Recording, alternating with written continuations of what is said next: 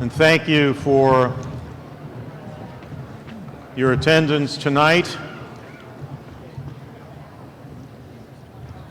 for participating in this important work of the town, and for doing so in a timely fashion. Recall, for those of you who were able to be part of the meeting last night, that we covered the first 23 articles in the warrant and ended it, therefore, at Article 24.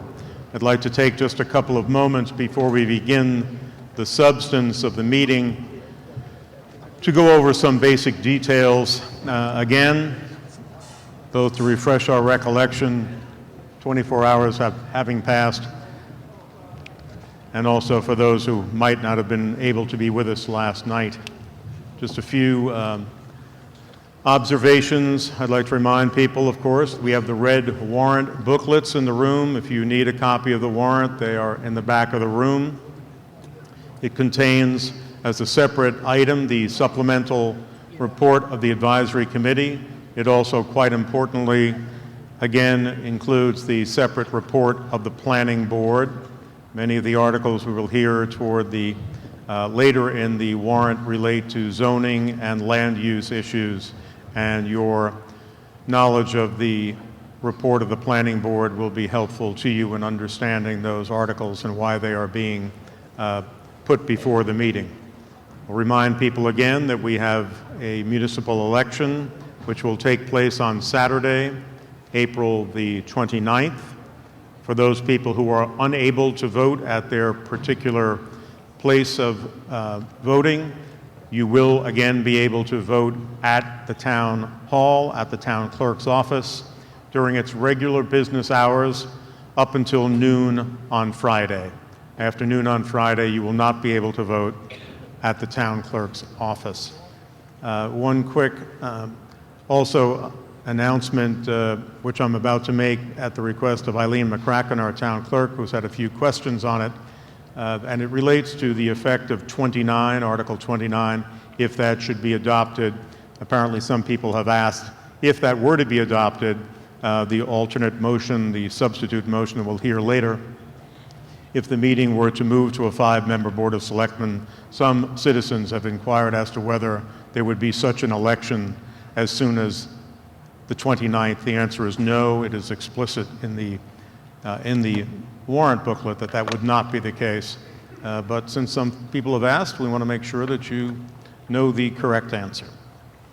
Let me also just take a moment to remind people of a few safety announcements. It's important, please, that you take a look around you and make sure you know where the closest exit is in the case of an emergency, mindful that it may be behind you. Okay? We do not have, nor do we expect to be, in a separate location tonight, so there is no assistant moderator this evening.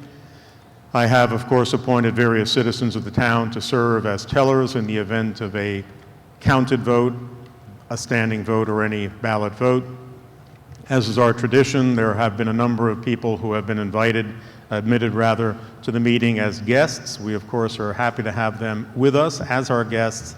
They are not, of course, allowed to vote. On behalf of all of us, I thank again the Hingham Community Access Media, which will provide closed-circuit television coverage for the meeting and also record the meeting for later broadcast. There is, of course, absolutely no smoking allowed anywhere in the building. I'd also ask you, please, to take this moment to turn off any cell phone you have with you and to not use your cell phone either for a telephone call or making or reading texts, absent an emergency or other compelling reason to do so. As I did last night, I also remind you, for those of you in precincts 1, 2, 3, and 4 who will be voting here at the high school on Saturday in the town election, that the entrance to the high school will be exclusively off Pleasant Street. To my left, to your right, that entrance to the school. You will not be able to enter the school from Union Street. Then critically, I call your attention to the Talent Bank application form. It's contained at the end of the booklet that contains your warrant. It's set forth at page 82. The Board of Selectmen and the moderator, of course, welcome, encourage, exhort volunteers to serve on the many appointed town committees. If you are interested, please fill out a talent bank application form. You may either drop it in the box here in the hall tonight or return it at any time to the Selectmen's office during their business hours. The application can also be accessed and found quite easily on the town's website. You can complete it electronically, and you can send it to the Selectmen electronically as well. The Selectmen and the moderator will hold a series of meetings, interviews, if you will, for those who wish to give service to the town. It is quite a benign and enjoyable interview. It takes about 15 minutes. You meet with the Selectmen and the moderator, talk about areas of interest. As you know, if you take the time to look at the town report, it's certainly, if you're at all wondering, well, gee, how often does that board meet? What precisely do they do? You'll see the reports here. The other thing that I encourage any citizen to do who is interested in service is to look at the town's website, where you will see in each instance the charter of the committee or board that might be looking for volunteer service. You will see the minutes, how often they meet, the substance of what they do, and I can tell you that there is truly something for everyone. If you're interested in the outdoors, if you're interested in finance, if you're interested in the beautification of the town, the parks, there is just a wealth of service opportunity available. It is obviously a critical component of the DNA of Hingham that we effectively run largely with volunteer, committed citizens. It's our town, and we can truly make it our home. These sessions that the Selectmen and the moderator host are typically later in the month of May, June, sometimes later in July. They're well publicized on the town's website. They're typically also set forth in the Hingham Journal. They tend to be from 6 p.m. till 8:30 or so in the evening, every 15 minutes. It is truly an opportunity to do something that's interesting, of critical import, and a lot of fun. It's a good time. Again, we have Paul Gannon to my right, your left, from the Board of Selectmen, Paul Healy next to him, Eileen McCracken, our town clerk, to my immediate left, the Assistant Town Administrator Tom Mayo, Selectman Mary Power, and Town Administrator Ted Alexiadis. I'd like to take just a moment to also cover a few of the voting issues. All votes are taken, of course, in the first instance by voice vote. If the moderator is in doubt as to the result, or if 7 voters should rise and express doubt as to the result declared by the moderator, we will then proceed to a standing vote, except that a ballot vote is taken in lieu of a standing vote if either the advisory committee or 50 voters promptly call for a ballot vote. A ballot vote, as you know, takes considerable time, and consequently our long-standing practice has been not to request a ballot vote in the absence of compelling reasons to do so. I also note that we have time limits for a person speaking on any subject, 6 minutes the first time on an article, 3 minutes if a voter should be recognized for a second time. I'll tell you when you have 1 minute remaining, and please conclude your remarks promptly when you are told that your time has expired. Please remember also that if you desire to speak, I'd ask you to rise and seek the attention of the moderator. When you are recognized, then come to one of the microphones. Be certain that you speak directly into the microphone so that your comments are clear to all and that we don't have to remind you several times to please get closer to the microphone. When you do, if you do, speak, please be sure to state your name and address at the outset of your remarks each time you speak. So I'd invite you then to turn to page 44. We'll have the Pledge of Allegiance, if we see. I'd ask you all to rise, to turn your attention to the flag, and I invite forward Veterans Service Officer Keith German, who will lead us in the pledge. Thank you, Mr. Moderator. Ladies and gentlemen, please join me. I pledge allegiance to the flag of the United States of America and to the republic for which it stands, one nation, under God, indivisible, with liberty and justice for all. So we'll begin tonight with Article 24. As I mentioned at the break last night, it was a logical place to adjourn the meeting until tonight because we were about to move into a series of articles concerning the harbor and the bathing beach, the first of which is Article 24.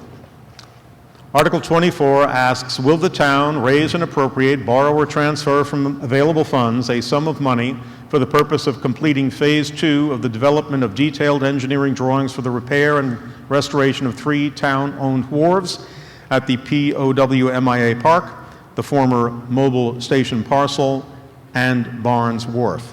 This article was inserted in the warrant as at the request of the Harbor Development Committee.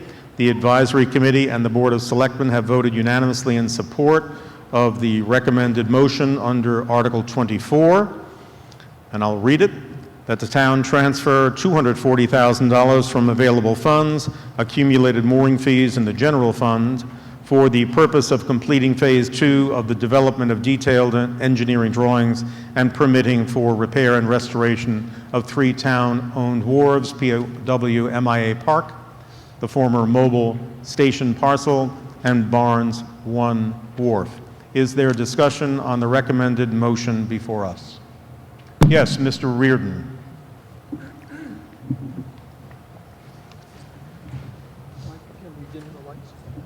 Would you be kind enough to dim the lights for the slide presentation, please? Good evening. My name is Bill Reardon. I live at 9 Steamboat Lane on the harbor. It has often been the practice when there is a unanimous vote, such as there was both at the Advisory Committee and the Selectmen, not to speak to an article and simply let town meeting, vote, knowing that your appointed and elected representatives have thoroughly talked it through. We have found in our discussions of the harbor matters over the last year or two that in many cases people don't necessarily know what parcels we're talking about, what land we're considering. And I thought it would be useful to spend just a few moments giving you a sense of what this article is about, where it came from and where it's going, and also specifically which parcels we're looking at.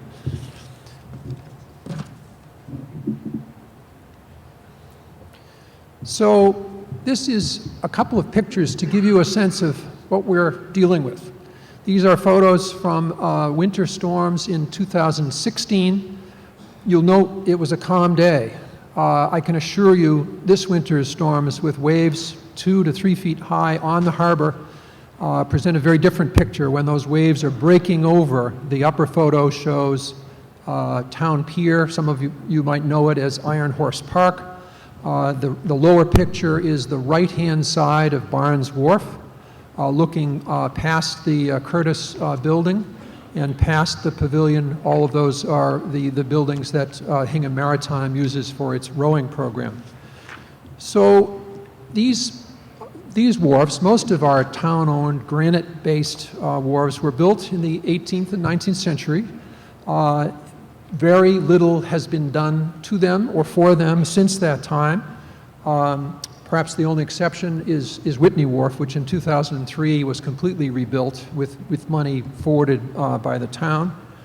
The objective of this whole effort with respect to the wharves is to prioritize an approach to addressing what is a significant infrastructure matter for the town, and to do it in a logical way to get to the point, as is often true in large projects, of a project being shovel-ready, meaning that we have plans in place, we have permits in place. So that's where we're headed. How did we get here? Some of you probably are aware of the Kleinfelder sea level rise and resiliency study. This was commissioned by the town with money from a conservation group. Their report to the Selectmen was in 2015. They were building that report based on projected looks at scenarios for the harbor in 2030 and 2070, given scientifically adjusted expectations of what the sea level rise is likely to occur. I know that's controversial, but for those who believe in the scientific approach, this was important. The focus for the town was infrastructure and security. Things like the sewerage pumping station in the Station Street parking lot, which if flooded would be a major problem for the town. Things like Foster School, which we considered last evening, which is in a floodplain and could be severely damaged in a sea level situation. So the focus was look forward as you're rebuilding things, think about what you do about potential incursion by the sea. We started in 2015 when this town meeting approved $175,000 for phase one, which was to look at each of the town-owned wharfs, all of them, not just the ones we're talking about this evening, but all of them. What is their condition? What is the potential for repair? Some sense of the dollar amounts. That was presented to the Harbor Development Committee and shared with the Selectmen in December of 2015. They issued their final report in March. Based on that, the Harbor Development Committee proceeded to a thoughtful approach to prioritize which wharf would we start with, because we had some money left from the assessment. We chose Town Pier. You can see why. It's also one of the most used and the most important kind of part of the town, and it's one of the low places that the Kleinfelder report identified. The work on that has actually begun. There have been borings done this winter. Design is proceeding. Permitting will come from that. We expect to have that sometime this summer.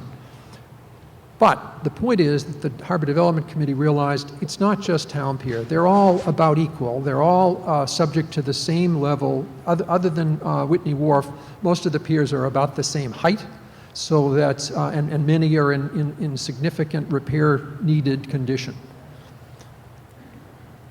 So what this article does is to address three of the... You have 1 minute remaining. Three of the locations: Veterans Park, the former mobile station, and Barnes Wharf. $110,000 for the first two, and $130,000 for Barnes Wharf.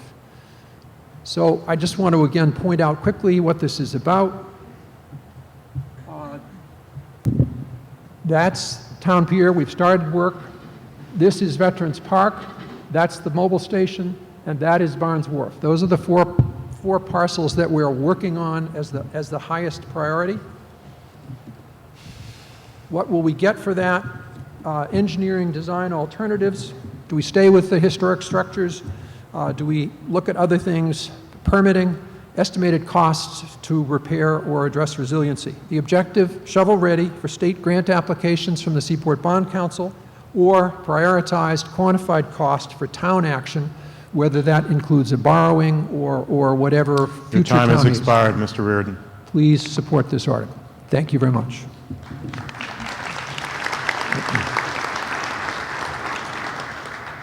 Is there further discussion on the recommended motion under Article 24? This article requires for its adoption. Yes, Mr. Demko.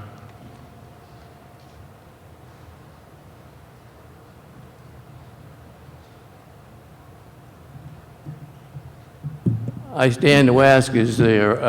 Identify yourself, please, Edmund sir. Demko, 18 Bradley Park Drive. Does the study include environmental assessment on the mobile station? You speak directly into the mic, please. Does the study include an environmental study on the mobile station? Because we've had a problem before on one of the piers that we had, and we didn't realize it, and we had to pay $750,000 for a cleanup. Could I get an answer from... Mr. Reardon, if you can address Mr. Demko's question, please. Thank you for raising that question. Of course, you're referring to when we acquired Whitney Wharf.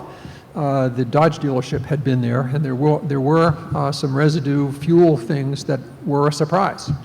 Fortunately, when the town acquired the mobile station, we only did so after a very thorough search of the entire parcel, and substantial costs incurred by mobile to, forgotten there's a word, I think effectively rectify any potential environmental issues that might be involved with a mobile station. So I'm satisfied, Mr. Demko, that this issue has been addressed carefully by the town. Thank you. Thank you. Is there further discussion before we come to vote? If not, we come to vote on the recommendation under Article 24. Requires for passage a simple majority. All those in favor of passage, please say aye. Aye. All those opposed, no. The ayes have it. The motion is adopted. Next, we come to Article 25. Article 25 asks the following question. Will the town raise and appropriate, borrow, or transfer from available funds a sum of money for the purpose of constructing a new bathhouse, snack stand, and multi-purpose building, or take any action relating thereto? This article was inserted in the warrant at the request of the trustees of the Bathing Beach. The advisory committee voted 9-5 in support of the article. The Board of Selectmen voted unanimously in support of the article. The article was actually re-voted, Mr. Taylor informs me, at the meeting that the advisory committee had yesterday, and there were 14 members of the advisory committee who considered the article when it was considered again, the proposed motion, and they recommended 8-6 in support of the recommendation under Article 25. So the recommended motion, which I will read to you, is as follows. That the town appropriate $350,000 from available reserves. In fact, let me, that was revised. Let me read the revised recommendation under Article 25 that is contained in the supplemental report of the advisory committee. It is recommended that the town appropriate $350,000 from available reserves to be expended by the trustees of the Bathing Beach to construct a new bathhouse multi-purpose building located at 31 Otis Street, Hingham, and to authorize the Board of Selectmen to enter into a repayment agreement with the trustees of the Bathing Beach for the concession facility and community function room, which will provide payments to the town in amounts to repay said aggregate appropriation on terms and conditions as determined by the Board of Selectmen. So that is the recommended main motion that is before the meeting. Is there discussion from the advisory committee? Recognize Dan Coughlin from the advisory committee, who will speak for the majority of that committee.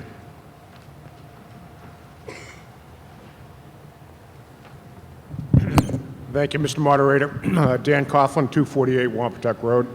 I have been encouraged by some of my advisory committee colleagues to bring my bath towel up with me tonight, but decided that in the interest of good humor not to do that.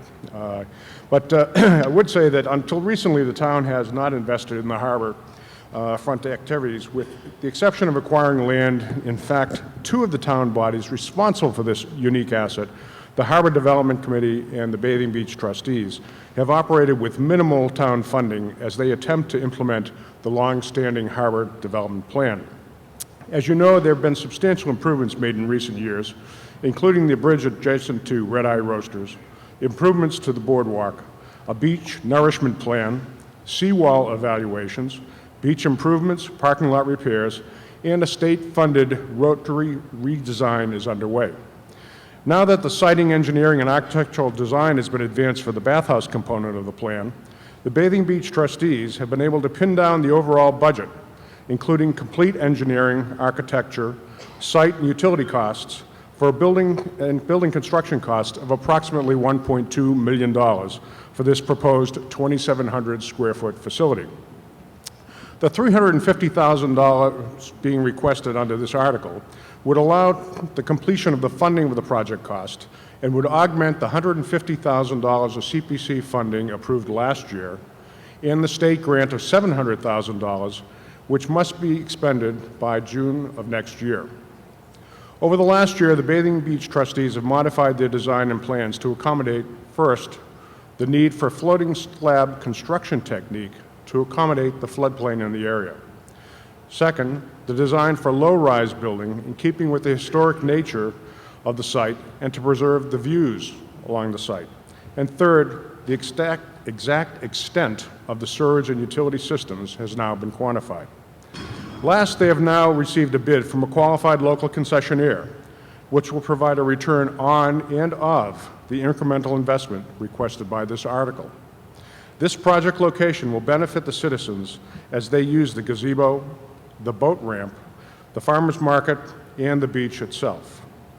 The project has benefited from multiple presentations to the Board of Selectmen, the Historic Commission, the Harbor Development Committee, Friends of Hingham Harbor, the Recreation Department, and multiple presentations to the Advisory Committee. In addition, the Hingham Journal has covered this project extensively. Some have asked if the plans have been appropriately executed, particularly as it relates to the beach erosion that was witnessed this winter. That erosion was not unanticipated, and in fact, it's a fact of life living along the ocean. The erosion was mitigated during the February storm, and the beach performed as planned, better than many regional beaches in the area. As part of the overall plan, the Bathing Beach trustees have implemented this beach management plan for the preservation of this asset over the long term. While there's no question this project is expensive, it is an integral part of the harbor front, and overall costs are being offset by the state grant and will be further offset by rental payments, reducing the net burden to the town without taking resources from the many other worthy projects in town. I would ask that you join with the 8 members of the Advisory Committee who supported this article in the protection and the enhancement of this very unique asset along our harbor front. Thank you.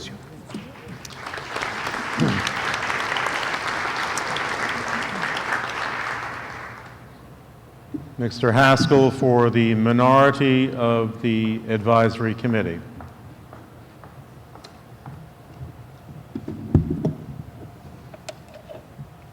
Good evening. My name is Eric Haskell. I live with my wife, Annie McGuire, at 183 High Street, and I'm here tonight to speak on behalf of the 6 members of the Advisory Committee who voted against this article, including the 1 member who had initially voted for it and actually commendably changed his vote last night, citing the additional opportunity to reflect and learn more about this. I'll begin with some points of agreement where the minority of the Advisory Committee frankly agrees with the majority. That is that our harbor is one of the treasures, it's one of the assets of Hingham, it's part of what makes Hingham great, it's part of what defines our character as a seaside community. All of us up here on the Advisory Committee and in this room as well want to see the right thing done at the harbor. Another important point of agreement is that those of us on the minority of the Advisory Committee see the need to refresh the bath facilities at the bathing beach. The bathhouse that's there right now is tired, it's long of tooth, it's not open enough hours to really be effective in serving the people who use the bathing beach, and there's certainly a need there.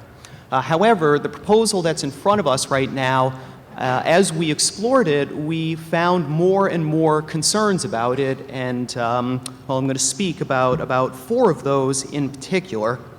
The 4 concerns that I've identified, and we can speak to each of them, is the cost, the aesthetic impact, the location and the safety of this proposed new bathhouse, and the viability.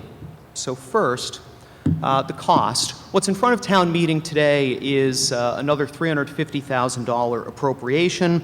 That would come from the town's savings fund, from the fund balance. The notion is that it would be repaid slowly over a period of 30 years, but as we'll learn in a moment, that depends on the restaurant concession and how successful it is. Obviously, this money is competing with other priorities. To me, personally, the cost isn't a deal breaker. Nice things cost money. What does trouble me about this is the way that the cost seems to be a moving target, and this additional appropriation comes as a surprise this year after all of us heard last year that the budget was going to be $850,000, which is what town meeting voted on last year. The second concern we've identified has to do with aesthetics and the character of the bathing beach, which, as everybody knows, right now is really minimally built out. Now, the new bath facility at the bathing beach, which we all agree needs to happen, is going to require a building, and it's likely going to require a new building. And what we found that really troubles us about this, the minority of the Advisory Committee, is that the proposal would leave the existing bathhouse in place. So it wouldn't really replace the old bathhouse as much as it would construct a new one, leave the old one where it is in a way that obviously begins to change the aesthetic and the character of the bathing beach. The third concern that we've identified has to do with the location of the new bath facility. It's actually, if you enter the parking lot of the bathing beach, right now the existing bathhouse is in front of you to the left down near the water. This would actually be behind you to the right, that is to say on the Route 3A side of the parking lot. And what that means is that there would be a whole parking lot in between the beach and this building. Obviously, it decreases its usefulness as a bath facility, and it also presents safety concerns that anybody who wants to use the bath facility or just go buy an ice cream cone has to cross the parking lot from the beach in order to do it. And then the fourth concern we identified, and frankly the one that puts the biggest pit in my stomach, is the viability of this project. So this project would include a community room component as well as a restaurant concession. And we, the minority, weren't frankly persuaded that either of those is sustainable, that there's a market for either of them. We haven't heard any hard data about the need for a community room there. Now, to their credit, the Recreation Commission has expressed interest in holding programming there, which is great. But beyond that, we just really don't know. And as to the viability of a restaurant concession, we really have two data points on that. One is a survey that was done several years ago in which people responding to this Survey Monkey on the town website indicated that one of the facilities and services that you would like to see developed at Hingham Harbor is a restaurant or snack shack. The trouble with that is wanting to see a restaurant at Hingham Harbor doesn't necessarily mean a snack shack at the bathing beach. As a matter of fact, the comments that people submitted in response to that survey seemed to indicate that they wanted to see a place to have a drink when you dock your boat, say, or wanted to see a restaurant go in where there's a real estate office or a gas station right now, and that's not the bathing beach. And then the second data point we have is actual market conditions. We know that Sullivan's had the opportunity to basically build a building at their own expense a couple of years ago and run a restaurant concession. They decided it wasn't sustainable as a business matter and walked away. This past winter, the town put out an RFP for this project and invited restaurant concessions to You have 1 bid, minute, Mr. basically. Haskell. Thank you. To bid if they wanted to run a restaurant here, and we got a grand total of 1 response. Now, that one respondent is very credible, somebody who has deep roots in the Hingham community, a very excellent corporate citizen, but it troubles me greatly that only 1 restaurant in the entire world sees the opportunity to run a sustainable business here, and I know all of us would absolutely hate to see us build a building that stands empty because nobody's willing to fill it. Your time has expired. Oh, we talked about that on the advisory committee too. Thank you. Is there further discussion on the recommended motion of advisory? Yes, Mr. Peralt.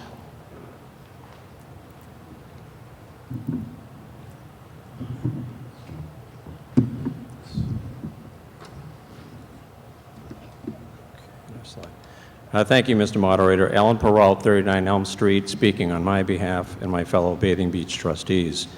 The first slide you're going to look at is a chronology of this project, which many of you have heard a number of things about it over the years. It was first envisioned in the Harbor Master Plan. 2010, town meeting voted to allow accessory uses along the harbor through an overlay district. So quite honestly, that's how Red Eye Roasters existed. And the idea was also envisioning this as a snack shop. It's an accessory use, not a primary use on the waterfront. We did a couple of RFPs where we tried to, under my friend Paul Lasordo's approach, try the Tom Sawyer approach and get a private vendor to put the building up at his own expense. That didn't prevail.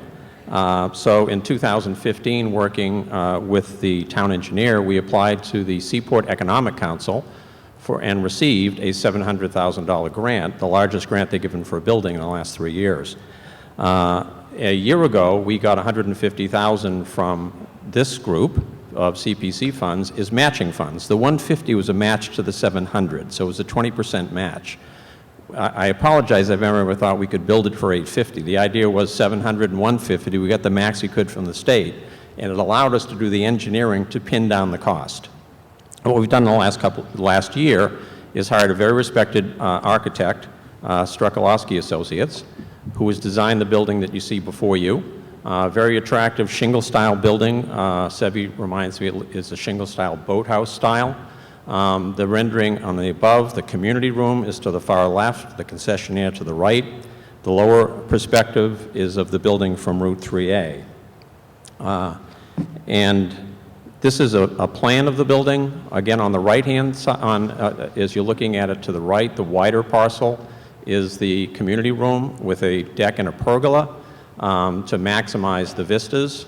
And the concession space is on the left with an overhang for the takeout window.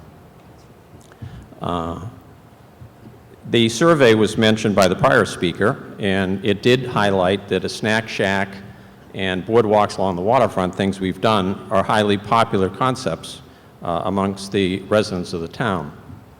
The question came up about the bathhouse location. We looked at 4 different locations, near the gazebo parcel, in the Grove, in this location, and the soils and proximity utilities of the location were superior. If you look at it, it is tucked up against the gazebo parcel, so I don't think it's really fair to say that you have to cross the parking lot to get to it. We are also adding 33 additional parking spaces, and I'd also like to point, which will give us over 200, I'd also like to point out that this is one of the 2 signalized spots along the harbor with a traffic signal. So safe access is a priority, and it's well designed as far as that is concerned. This is actually just a vista of what you'd be a picture of what you'd be looking at if you were in the community room. As far as the concessionaire, we wanted to establish that we could get a concessionaire to pay us the funds necessary to repay the general fund.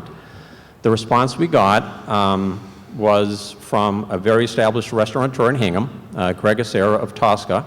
He is going to invest $200,000 of his own funds in this building. We've entered into a letter of intent that will pay us back a base rent, percentage rent over gross, and rental for any of the room rentals that he's going to use. He's interested in using the room as a small function facility.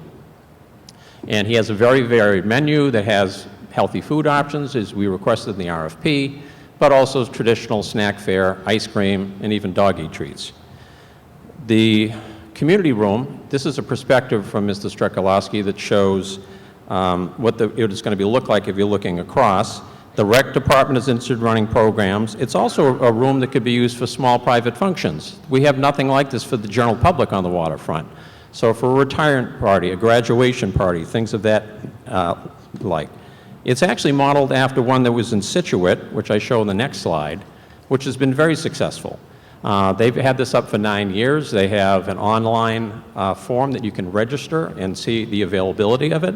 They have a very established procedure for how you, how caterers use it. They've been vetted, and this room generates about $25,000 a year in Situate. There's preferred rates for residents as well, and we would do the same. In this town, we see it being used for prom night, touch-a-boat, and the like. It has wide community support, the Historic District Commission, the Harbor Development Committee, and the Board of Selectmen. In conclusion, the Hingham Bathing Beach trustees respectfully request your support of Article 25 for borrowing $350,000 from the general fund for this project. Funds that, by the way, the trustees will pay back from the multiple revenue sources, the meeting room, and from the concessionaire. This project was conceptualized back in 2007. It is primed and ready to go. And tonight we have the opportunity to finally bring this project to fruition. We have an opportunity that will never present itself again. Over 60% of the necessary funding, $700,000, is coming from the state. Has to be expended by June 30th of 2018. The end result of funding this long-planned project will be an increased desirability and utility of our beautiful waterfront for generations to come. Thank you. Is there further discussion? Yes, ma'am.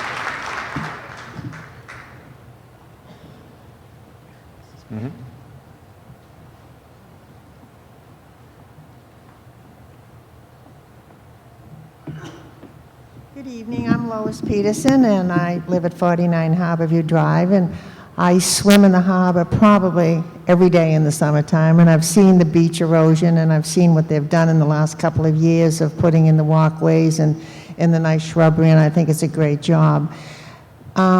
We do have a bathhouse that has never changed since I've been going there.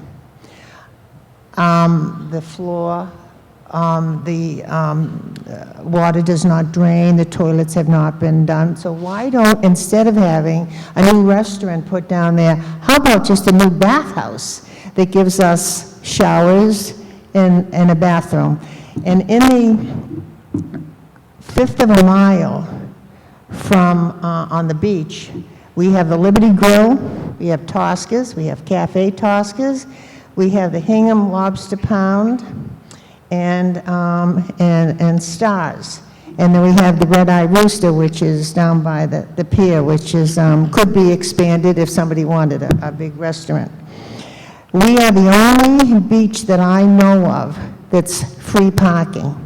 When people go to Nantasket, they have to pay $15. So more people are discovering that they can come to our beach and park for free, and I hope they have a good time here, and it's fun to see people come and use the beach. But I do want all of us to be able to go to the beach at any given time.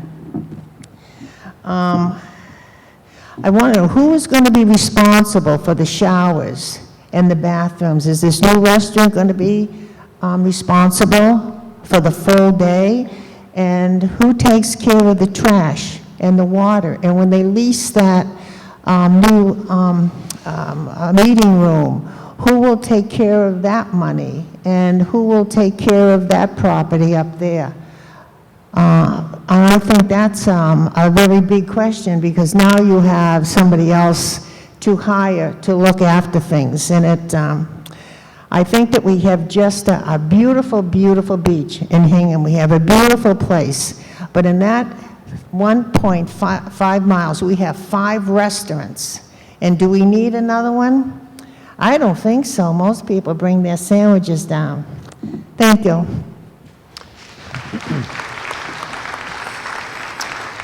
Allow Mr. Peralt to answer the citizen's question with respect to responsibility for the facility. Thank you for the opportunity. In my hurry to get through my speech, I neglected one of my bullet points, which is in this RFP, one of the very specific requests was that the vendor, the concessionaire, is responsible for the bathrooms, stocking them, cleaning them, and all the maintenance and all the trash removal. So regardless of whether it's being used as a community room, as a concession space, the responsibility is of that concessionaire. So there's no expense as far as that's concerned. And we're confident. We're also building this building with resilient materials, so it's planned to last for a long time. So I hope that answers that question. Thank you. Thank you, Mr. Peralt. Mr. Watson.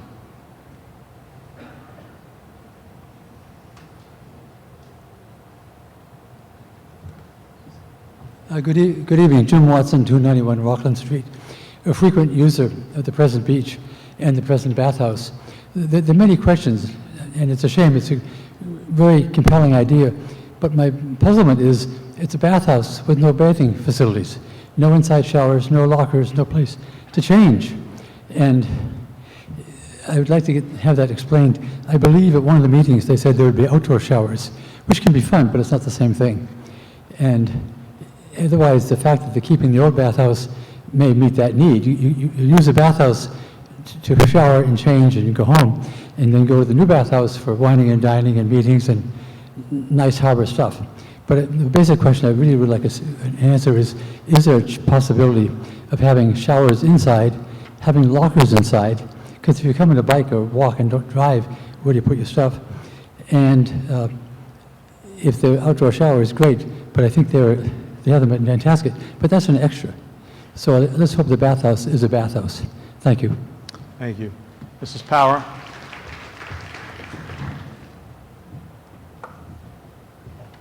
I recognize Mrs. Power.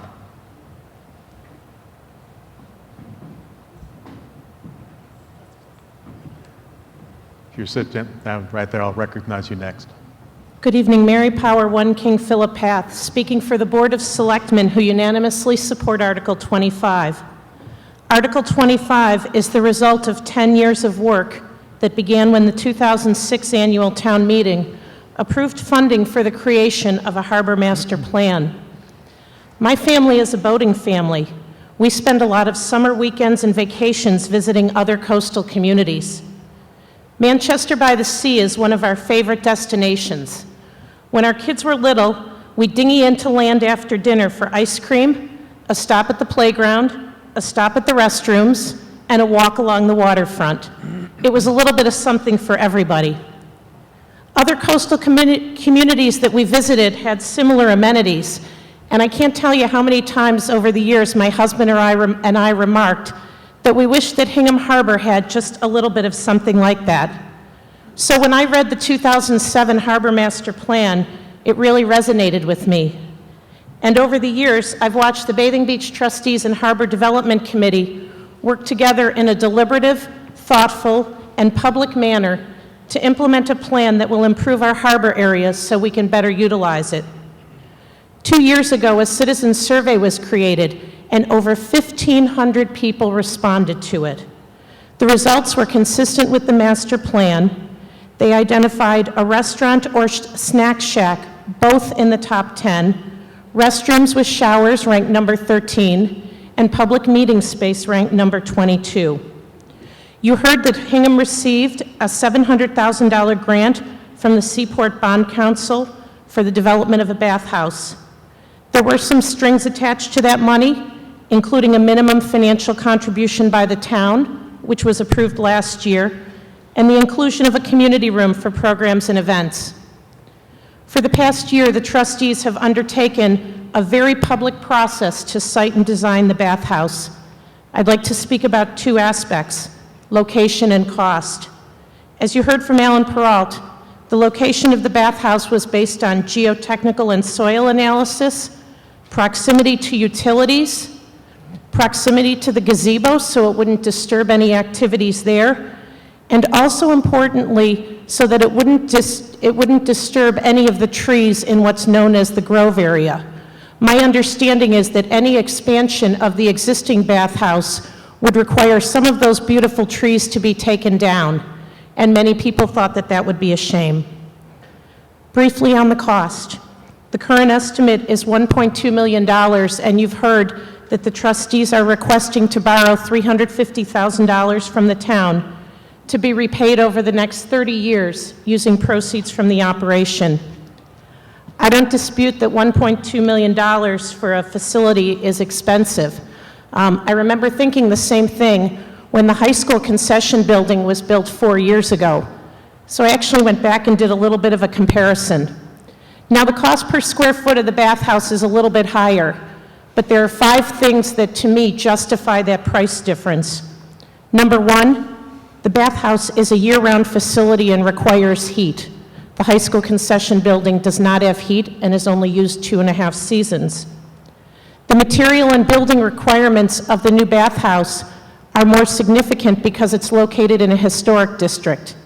Many of you who live in historic districts understand that that often adds cost. Getting the utilities across 3A is complex. There is some required site work, and also in the last 4 years, construction costs have escalated. In summary, for the past 10 years, the dedicated members of the Harbor Development Committee and the trustees of the Bathing Beach have been listening to all of us about what we want for our harbor. And that's been a pretty consistent message. We want our waterfront to be accessible to the public. We want some modest improvements that'll help us enjoy it more. We want restrooms that are open more than just the hours that the lifeguards are on duty. And we'd like a place where we can walk with our families without having to cross busy Route 3 to get an ice cream or a soft drink. For the past 5 years, the trustees have considered and vetted different options for the bathhouse. The option before you tonight is not our only option, but it is, in the opinion of the people who have worked very hard on it for many years, the best option. I would make one final point. Whatever decision you make tonight about this article will not have any bearing on the existing building. No decision's been made yet. In fact, the last time the trustees came in, the Board of Selectmen, we were divided on what to do, whether it should be taken down. The feeling is that that decision doesn't have to be made at this point. Once you take that building down, you can't put it back up. So let's make these decisions when it's time to make them. Tonight is about building the bathhouse. The Board of Selectmen hope you support Article 25. Thank you. Thank you. I recognize the voter right here. Mary Long, 51 Harbor View Drive. I also am a very often swimmer down at the harbor. The harbor is a beautiful, very small beach. When they were talking about coming in with their boats, what's wrong with over by Mobile? This is not a place for boats. This is a place for people to enjoy swimming. And if we fix up what we have, will cost us a lot less money. We have the water there, we have the electricity, we have the plumbing, and it's certainly big enough for the people that use the harbor. The boat people, they don't need to have a big place to come in and look beautiful and cost us a lot of money when it's a bathing beach, a very small, beautiful bathing beach. Thank you. Yes, miss. Liz Comrack, 340 Main Street. I was at town meeting when we decided to tear a building down along the coast so that the vista of our harbor would be improved. Now we're adding a building to block the vista. The main problem down at the bathing beach is that we need a new bathhouse. We have for years. We don't need a function center. We've got the Heritage Museum coming online within a month that's going to have function rooms. We have Old Ship Church.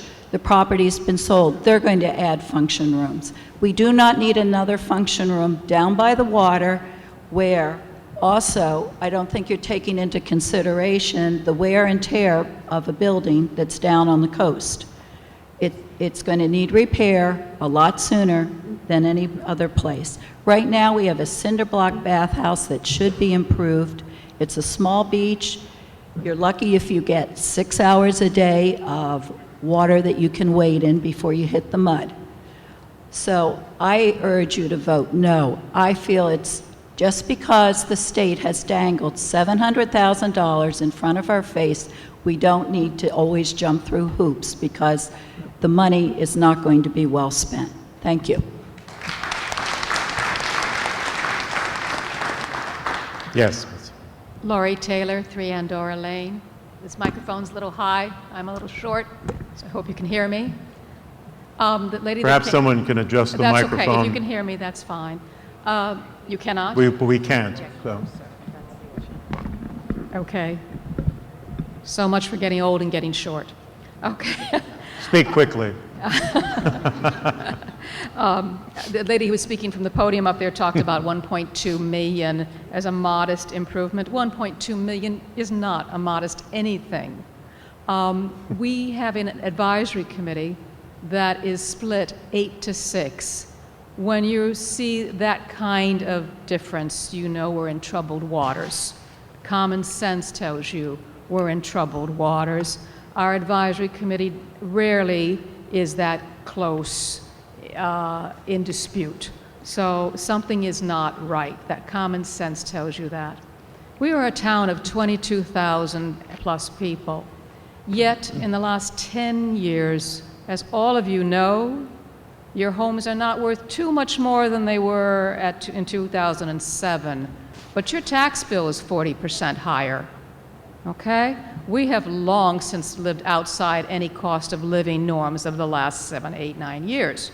We just keep buying and buying and buying, and we have more and more expensive things to maintain and to upkeep and whatnot, and greater pressure put on the variety of departments in the town to take care of all these things, and so they have to up the requests in their budgets. We seem to be like perpetual hamsters out there spending money.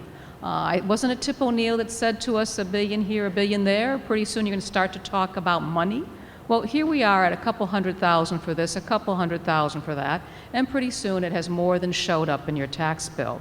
And no, we are all not millionaires. So, you know, yes, our tax bills do matter. There's a lot of dilemmas with this function room restaurant to be itis. We've heard a lot of talk about can't we simply use the money from the Seaport Fund to really do something nice to our existing bathhouse. Isn't this one area where the dreams of the Harbor Committee and the practicality of the Advisory Committee can get together with the Seaport Fund gift and somehow come up with something within the next year that's much more practical and in keeping with a former Hingham that used to have common sense when it came to money? Thank you.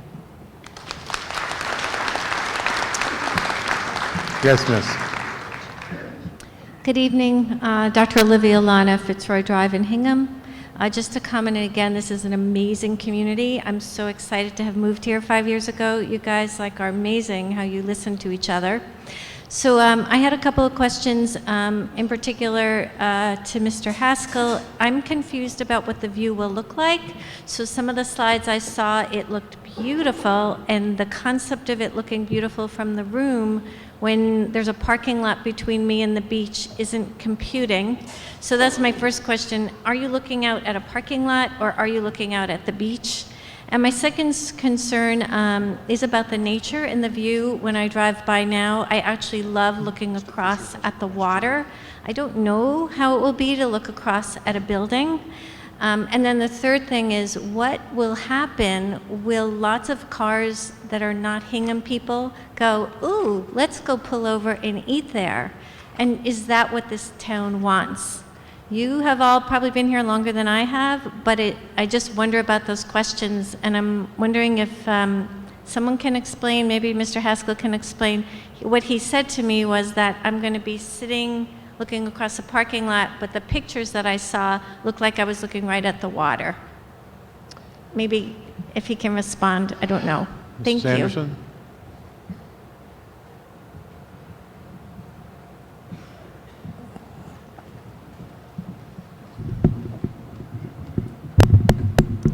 Deirdre Anderson, 31 Old Colony Road, and I'm on the Harbor Development Committee.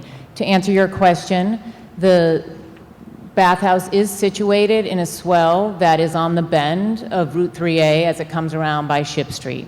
So the community room is situated in a, let me get this right, southeasterly view, which is towards the gazebo and out towards the harbor. There will be parking lot. It is not situated on the beach. Regulations prohibit construction immediately on the waterfront. So that is to answer your question. But I would like to speak because I was the author of the 2015 survey of the harbor and Route 3A, much referenced here tonight.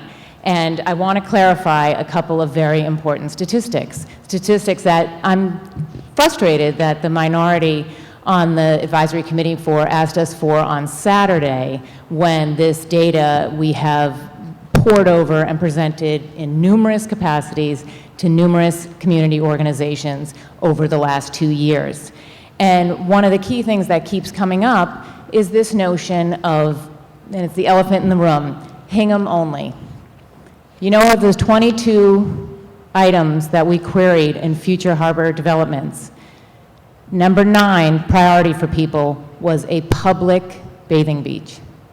17 was a private bathing beach. One of the great strengths of this Commonwealth is the public access to our coasts and our harbor communities. If you've ever been to Metro New York and communities like Mamaroneck, Larchmont, Rye, communities very similar to Hingham, private ownership along the coastline. To see the water, to have a cup of coffee or an ice cream by the water, you need to join a private club. Our town has spoken. They put it as a top 10 priority for the future of the harbor to have public access. And I also want to reiterate that there is a lot, the top 10 people, the top 10 response were a restaurant or a snack shack. Within the top 10, 4 of the items that people wanted we already have: a farmer's market, parking, picnic tables. Whatever you call it, people are still looking, despite the commercial entities that exist, for easy food, ice cream on the harbor. Harbor Development, in addition to this, is working hard on safety improvements on the Route 3A corridor. So I just want you to keep the many moving parts of the harbor development in mind and look carefully at what our whole community wants out of this. It was number 9 and number 10 for some easy food service, even with the existing establishments that exist. Thanks for your consideration. I urge you to vote yes on 25. Mr. Fisher has a question.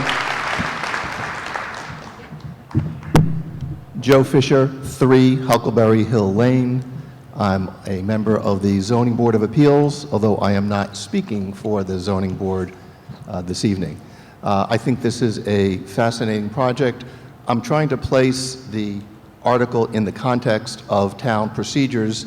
As I look at the project, it appears it may need a zoning variance as well as a special permit. And I'm wondering if we have real estate counsel here, if we can get a discussion about what procedures would have to follow after this hearing, after this meeting, if it winds up being adopted.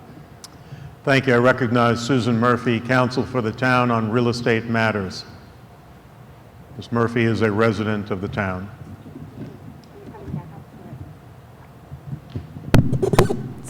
Susan Murphy, 11 Daly Road. I am currently real estate land use counsel. In the interest of full disclosure, at the time that the Hingham Harbor Overlay Zoning District was voted by town meeting, I was a member of the planning board and chairman of the Hingham Harbor Task Force that put forward the existing zoning. So I just wanted you to be aware of my connection to the zoning. But in connection with Mr. Fisher's question, the project is going to have to go through the process that every development project, whether it's a town project or a private project. There will be site plan review in front of the planning board. There will be a parking permit required from the planning board. And all of the uses of the project are going to require a review by the Zoning Board of Appeals. The Harbor Overlay District is called an overlay district because there is an underlying zoning along the harbor. Some of it is, I believe, waterfront business. Some of it is the official and open space, which is the Hingham town-owned land.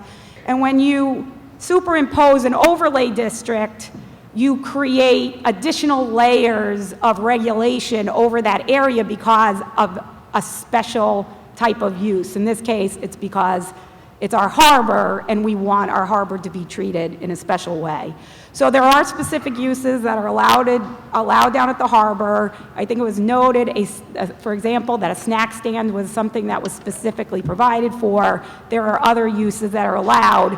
The zoning board is going to have to review the proposed uses and determine what special permits and/or variances are going to be required. It may be one, either one or both. Thank you. Does that answer your question? Thank you. Hopefully, Susan, you didn't use up all my time. But this is a fascinating proposal. To the extent that there are issues about safety, those are things that the zoning board typically addresses, and we take those issues very seriously. As I understand it, the issue tonight is really a strategic plan. Is this the plan that the town wants to move forward with? And then other issues that would commonly be coming before the zoning board or the planning board would be considered in due course. Thank you. Thank you. Yes, Miss. Hi, Jenny Weymouth, 179 Main Street. This is my first town meeting in Hingham. I've lived here for 3 years, and I'm feel very lucky to be part of this process, and I'm glad I can be here tonight, so thank you. One thing I wanted to say was that we live near downtown, and my husband and I and our 3 young children are really invested in the vitality of downtown and the waterfront. I think we can all agree on that tonight, that that's important to our town. I want to invite you to stay close to that microphone, please. Okay. What I would like to know a little bit more, and I might be late in the game on this, I did fill out the survey a couple years ago when we first moved here and was so excited to think about how the waterfront was going to perhaps change over the next 10 to 15 years while we raised our children. And we started going down to the waterfront from our home, and we love to go to the farmer's market. We bike with our kids. I pull the baby in the cart behind, and the 2 other ones are biking. My husband bikes. It is extremely difficult for us to get from from North Street, the end of North Street, the intersection of 3A to Farmers Market. And my question is, I understand that some people want a restaurant. It sounds like there's a real need to use the bathhouse, to fix the bathhouse, the one that exists.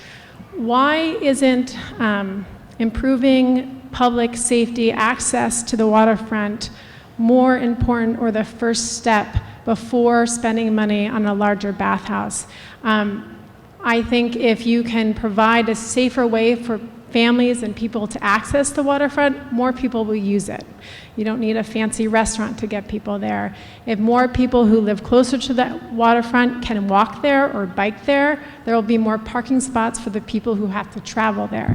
So one of my questions for someone would be to understand why this big bathhouse restaurant, as opposed to safer pedestrian and bike passageway to the waterfront from our downtown where people could access the restaurants that someone mentioned are so close.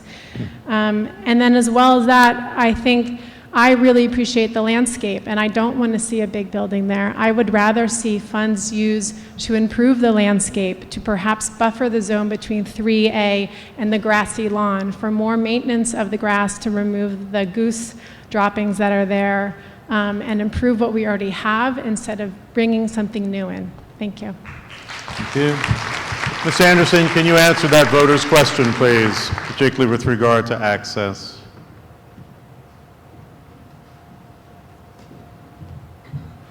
Thank you, Deirdre Anderson, 31 Old Colony Road. Public safety and safely accessing across 3A is a huge priority for our harbor development. That is why when this body in 2015 approved $400,000 for engineering design funds to begin the process of safety improvements on 3A, that task, because that was a citizen's petition, was put with the Harbor Development Committee, because you can't talk about the harbor without safety improvements on 3A. The North Street 3A intersection is a high crash location. It's a problem with the state. That's why we're working on that. Those plans have just been presented to the town on April 5th of this month at the Harbor Development Committee with our engineering firm, Design Consultants Inc. You can watch that video on HCAM and see the safety improvements. No MassDOT project, and 3A is a state highway, can be done without a multi-use bike path, pedestrian path alongside the road. So those plans, that's what I'm talking about, is you keep in mind all the moving parts here and the great progress we're making as a town to see the synergy moving forward. And I know that that is a big ask of this community to say, keep in mind all these projects, but one helps the other. When we can go to the state at 25% design for 3A and say, yes, we invested additional funds, as did the state with the Seaport Economic Council, for this bathhouse and this snack shack, that helps our cause to not only get approval in the transportation funding program, but the state saying, oh yeah, they're using our money wisely.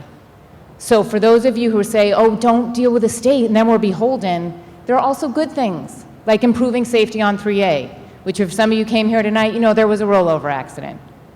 So please think long-term about all these moving parts. Thank you. Mrs. Melia. Thank you so much. Sarah Melia, 86 Hersey Street, and I am here tonight personally and also as a representative of our Recreation Commission, where I've been really proud to serve for finishing up 3 years this week and have 2 years left on my current term. It's been a privilege and a joy to serve on this commission and give back to the town where I've lived since I was 4, which I know doesn't count as a townie around here, but to me it's close. I'm speaking to show the Commission's enthusiastic support for this project and a potential maritime center on the harbor. You know, in the 3 years that I've served, there has been a really great partnership developing and continuing to grow at the harbor between the rec department and we've had, and just the use of this great space. We've had such support from the Board of Selectmen and the Friends of Hingham Harbor and the trustees of the bathing beach and our harbor master. And it's resulted in excellent, affordable recreational programming at the beach. You know, maybe you've taken advantage of some of the kayak rentals and the stand-up paddleboard rentals that we have now. And, you know, additionally, you may have seen the outdoor fitness classes that we're able to offer at our beautiful harbor.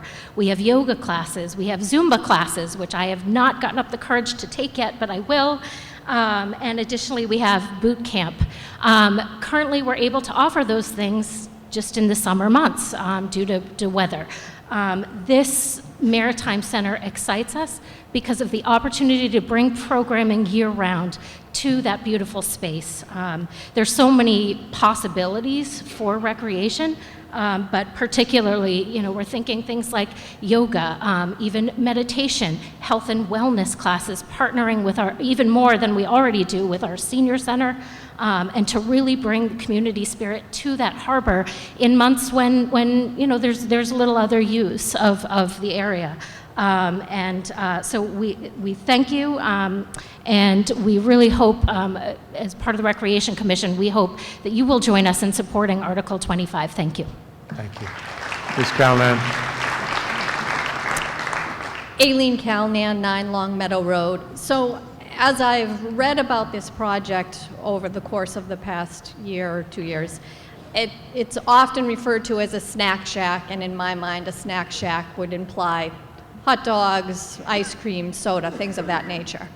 My question has to do with, now we're hearing that it's really being called a restaurant/snack shack, and that there's a letter of intent that's been signed with a company to run a restaurant who would be in charge of maintaining the building. And if a company is going to want to run something there, obviously they're going to want it to be profitable. And now tonight we're also hearing that that entity might want to run private functions in this room. That means to me there's going to be alcohol. And when I thought snack shack, I was never thinking alcohol. Not at the bathing beach where there are small children and a lot of young teenagers that hang out there at the beach. So I'm just concerned what thought has been given to, if a company's running a restaurant and wants to run private functions, which is what has been represented tonight, how are they going to do that without serving alcohol and make it a success? Thank you, Ms. Callahan. Mr. Peralt, if you can please address that question and exclusively the question that was posed. Thank you. I apologize if there is any confusion. There's going to be a community room that is available to this particular vendor or other caterers. That's how Situate does it.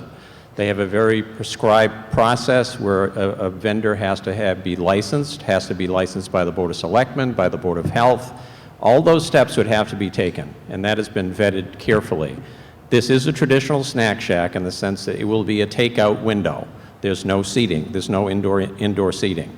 This concessionaire is the same as any other caterer. He's going to have to apply to be able to use the room, and we're saying that for either graduation parties or the like, prom night, those type of things. But it will be on a case-by-case basis, and we'll have to establish that with the Board of Selectmen, the Board of Health, and, the Zoning Board of Appeals as need be.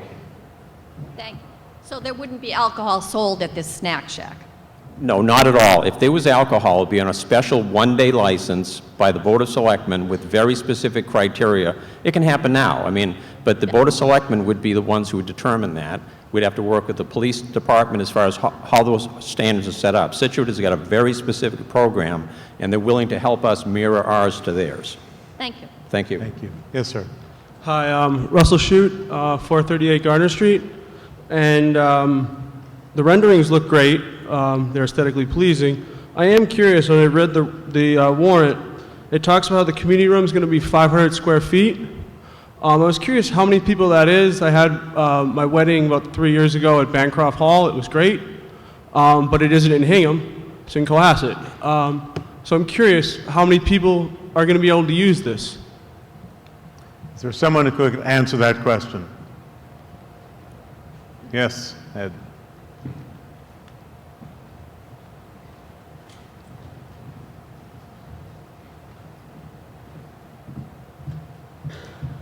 Ed Johnson, 108 Watt Street, trustee of the Bathing Beach. The room is not going to be a large room. It will hold 30 to 40 people. So it's not going to be a big operation. Thank you. Do you have a follow-up question? Yes, actually. If the snack shack is a window, but that's going to be 1,000 square feet of the space, roughly 40%, Why is that much needed? You're talking about the Snapchat portion? I was reading, in the warrant, it talks about the size of different parts, and it talked about how the restaurant or snack shack is going to be about 1,000 square feet, Right. which comes out to about 40% of the building. Right. And earlier someone was talking, I'm sorry, I can't remember their name, about how it would be a window. So I'm curious, I mean, I know you need space to cook, but I'm curious about the allotment. Right. Well, it's space to cook. It's going to be used for storage space for the operation of the window, the snack shop. Thank you. Yes, Mr. Friedman.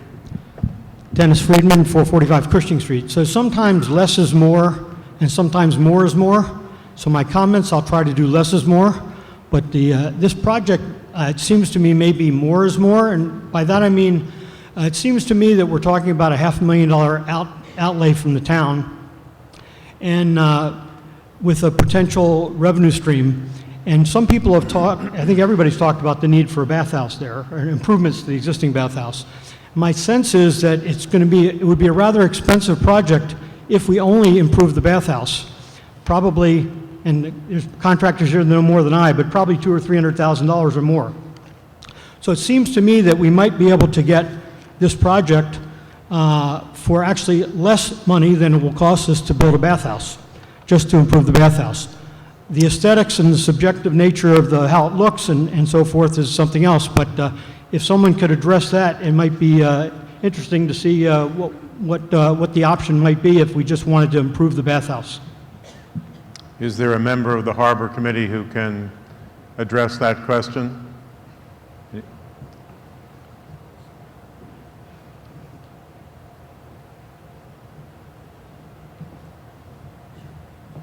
I'll try to be specific, Mr. Moderator. The dilemma Mr. before us... Peralt. Yes? I'm sorry, just identify yourself. Oh, yeah, Alan Peralt again, 39 Elm Street. It's a very good question, but the question before us is like any town meeting article. It's the article that's before us. We have a grant specifically that is to build this building. We have $700,000 for this building. I think it's a very valid question that if we were to build something that was just a bathhouse, A, we wouldn't get any funding from the state, and given that it could not be built in the location the current one exists, it may well cost us $600,000 to $700,000 just for restrooms and whatever. So it is kind of a comment that the combination, I think his point, more is correct. We actually get more out of it, and over 60% of these funds are coming from the state. And I'm not saying that's the reason you do it, but it's the realism of this article, is that we're getting a lot of bang for our buck. And the investor himself is spending $200,000, which is going to make him a pretty good commitment to staying in this building. Thank you. Mrs. Sullivan.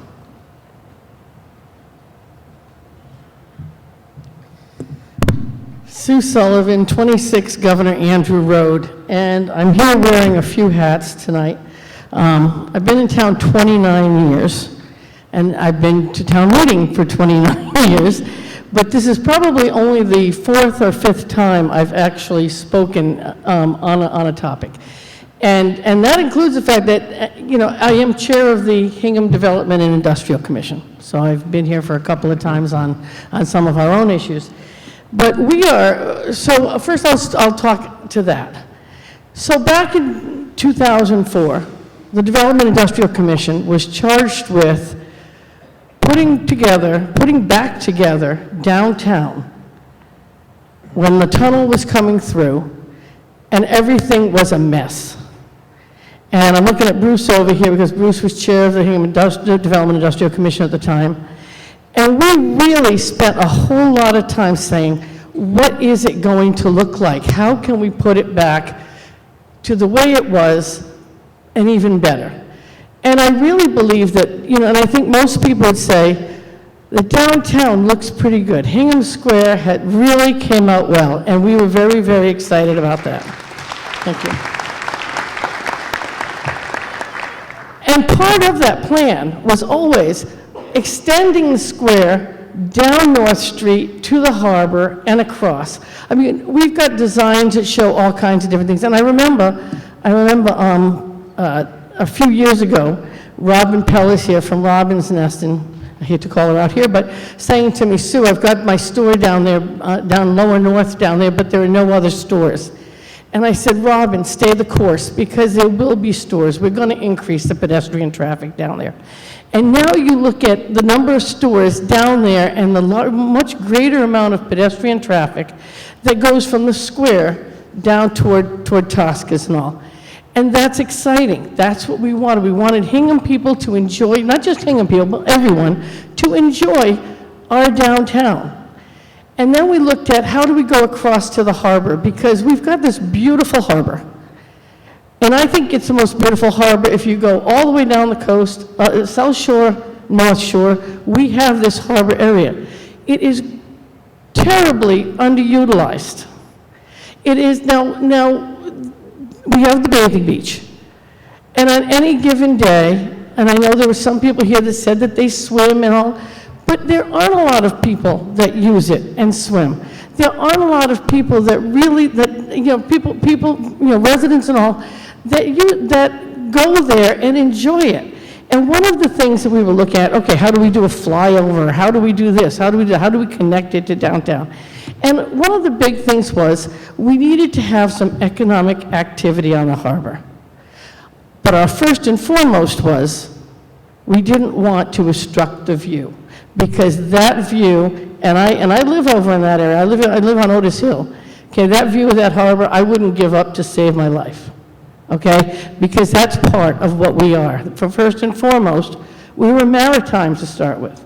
So how do you do this without marring the harbor view and all?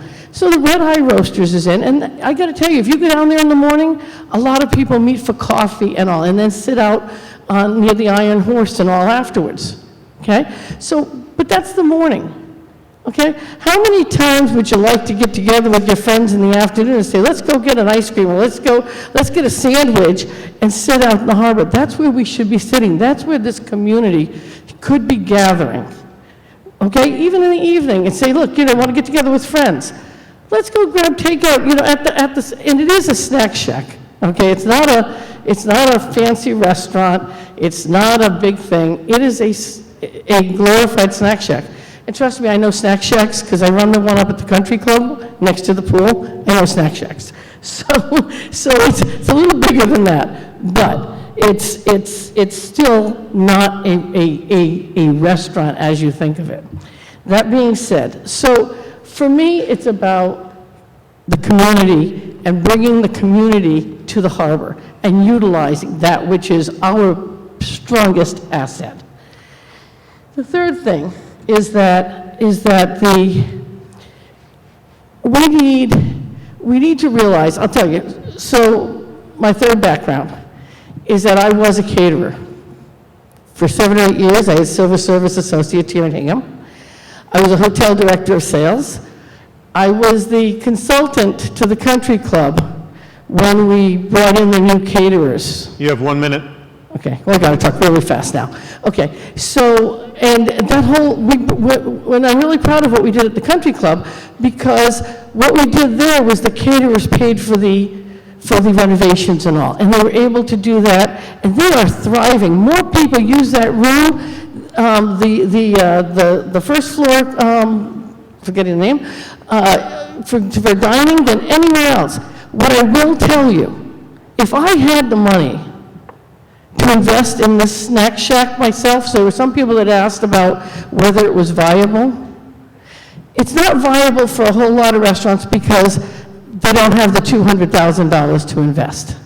If I did, I would have invested in it myself, because I really believe, I've looked at the numbers, and I know that it's going to make economic, profitable sense for the restaurant, for the snack shack, for the people that are running it, and for the town of Hingham, and I really believe that we're going to see more money coming from it than is even on the paper. Mr. Miller. Jude Miller, 96 Hersey Street. We've been discussing this for a little more than an hour. I wonder if the moderator would receive a motion for the previous question. I will first recognize Mr. Fage. Barnard Village, 100 Robert Duck Road. In this whole debate, one of the things that nobody seems to be touching on is, as pristine and as lovely as the harbor looks, we have a goose crap problem. Seriously, I mean, if you go by there, a lot of times people bring their children down, they sit down, they picnic, and the first thing that goes in these kids' mouth is, it really, I mean, it could seriously become a liability if somebody goes to the harbor, gets sick, has to hire a lawyer, or they're going to find one of them. But, I mean, I don't know if there's any provisions in this, and this looks like it's, you know, if this is part of their master plan, maybe we should seriously consider how we are going to deal with it, because Hingham has become sort of the goose crap capital of the South Shore. Well, we've gone in 2 nights from poop to crap, so we seem to have that covered. I have received the motion for the previous question. As you know, the motion for the previous question, the purpose is to end debate and have an immediate vote on the pending question. The motion for the previous question is not debatable. It requires a majority vote for adoption. Is there a second on the motion for the previous question? All those in favor, when you vote in favor of the motion for the previous question, that will end debate and we will come to vote on the recommended motion before the meeting. If you wish to hear further debate, you will vote against the adoption of the motion for the previous question. All those in favor of the adoption of the motion of the previous question, please say aye. Aye. All those opposed, no. No. The ayes clearly have it. The motion for the previous question is adopted, which brings us to vote on the recommended motion of the advisory committee, which requires for its adoption a simple majority.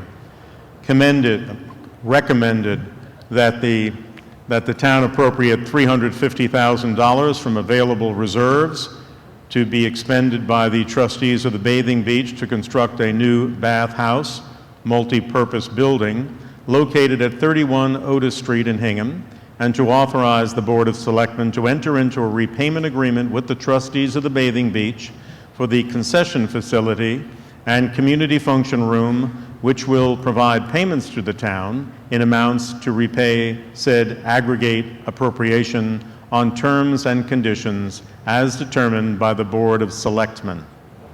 All those in favor of the adoption of the recommended motion under Article 25, please say aye. Aye. All those opposed, please say no. No.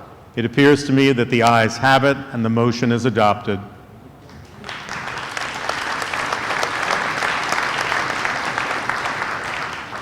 We now come to Article 26. If 7 voters should rise, we will have a standing vote. More than 7 voters haven't risen, we will have a standing vote. If you'd all please take a seat. Any voter who is standing must take a seat. As I said last night, it is somewhat curious that in order to have a standing vote, you must first sit down. As we did last evening on Article 15, we will have a standing vote. Everyone should please take a seat. Our guests, of course, anyone who is not a registered voter may not participate in the vote. We will again, for the convenience of the tellers and the accuracy of the vote, conduct the vote from the first rows toward the back. It obviously allows the tellers to see those who are standing more easily and count them accurately. Once your row has been counted and you are instructed to take your seat, please do so, which will enable the tellers to visually see the next row, and so on. So once I am informed that the tellers are in place with their clickers, we will conduct the standing vote.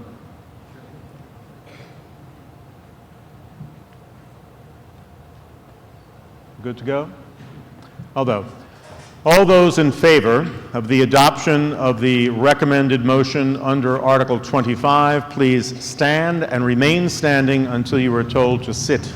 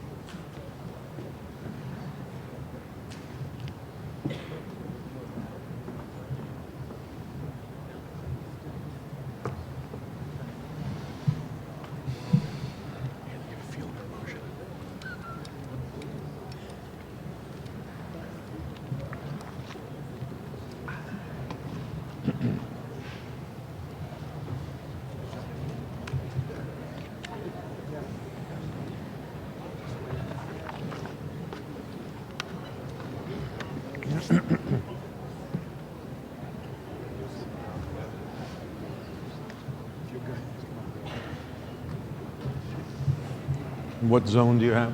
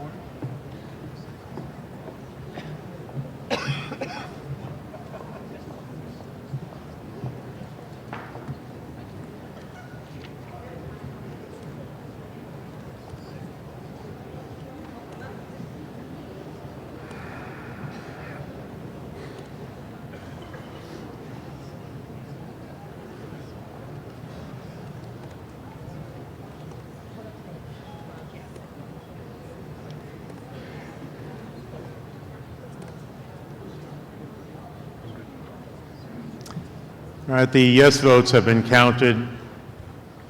Again, everyone who wishes to vote should have a seat, who's eligible to vote. I would now ask that those who are opposed to the adoption of the recommended motion under Article 25 to please rise and remain standing until your vote has been counted.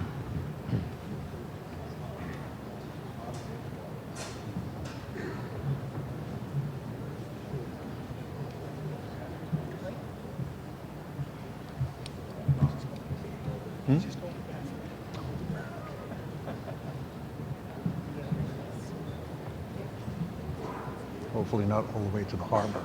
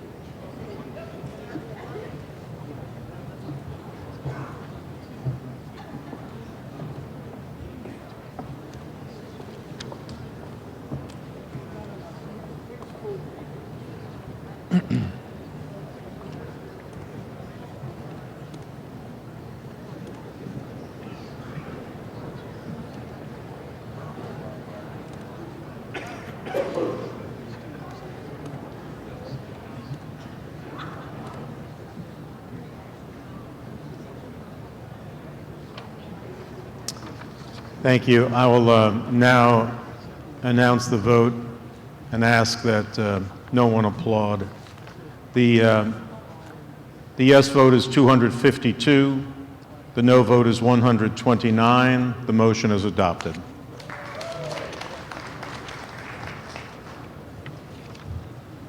Next, we come to Article 26.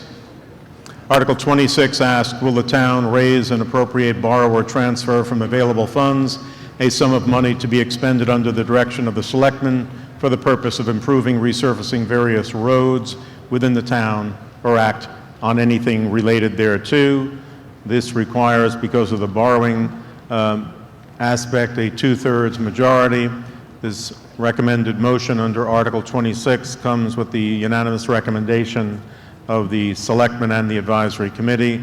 It recommends that the town appropriate $590,000 to be expended under the direction of the Selectmen for the purpose of repairing and reconstructing 2 sections of roadway, Downer Avenue seawall, Martin's Lane seawall, to meet the appropriation the treasurer is authorized to borrow with the approval of the Selectmen under relevant Massachusetts law. Is there discussion? And we also have on page 46 the same notion of using any appropriate bond premium to reduce the cost of the borrowing itself. Is there discussion? Hearing none, we come to vote. This requires for adoption a two-thirds majority. All those in favor, please say aye. Aye. All those opposed, no. That is a unanimous vote. We now come to Article 27. Article 27 asks, will the town raise and appropriate, borrow, or transfer from available funds a sum of money to be expended under the direction of the Sewer Commission to remove infiltration of groundwater from the sewer system or act on anything related thereto? Again, on account of borrowing, this requires for adoption a two-thirds vote by the meeting. The unanimous recommendation of the Advisory Committee and the Selectmen is in support of the article. The recommended motion, which I will simply abstract, says that $200,000 be appropriated to be expended under the Sewer Commission by the Sewer Commission for the purpose of financing sewer system improvements to prevent the infiltration of groundwater or inflow of unauthorized water into the sewer system, including without limitation the payment of all costs incidental thereto. It also authorizes borrowing and also speaks to the use of any premium received by Hingham upon the sale of the bonds to reduce the cost of the borrowing. Is there discussion under the recommended motion under Article 27? Hearing none, we come to vote. All those in favor of the adoption of the recommended motion, please say aye. Aye. All those opposed, no. It is a unanimous vote. Article 28. Article 28 asks, will the town raise and appropriate, borrow, or transfer from available funds a sum of money to be expended under the direction of the Sewer Commission for the improvement of the sewer system? The comment at the very beginning speaks to the sewer mains that serve North Hingham, including the 3A corridor and Lincoln Street, that the mains are approaching capacity. Consequently, sewer main breaks have occurred in the area surrounding Lincoln Street due to, among other reasons, a water hammer, which is described in the balance of that first paragraph.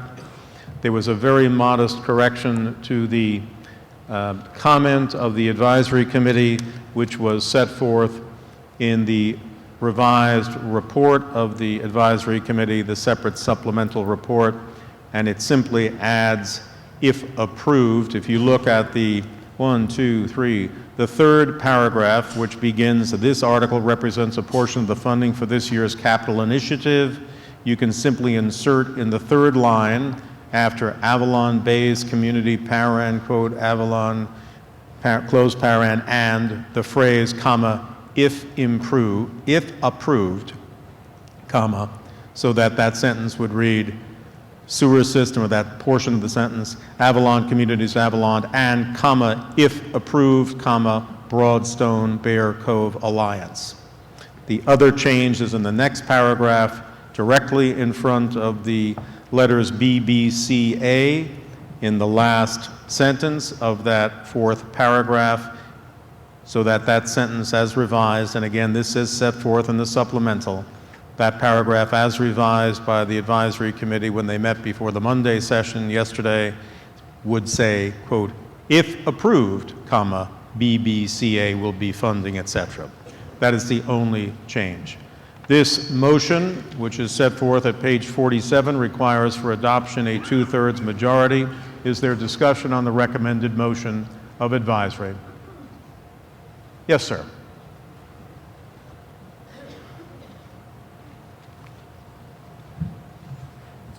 Thank you, Mr. Moderator. Harry Daniels, 10 Heron Way. My question, well, let me say, first of all, I rise on this matter to bring a little color to our deliberations and to put to rest once and for all the notion that Hingham Town Meeting is all white.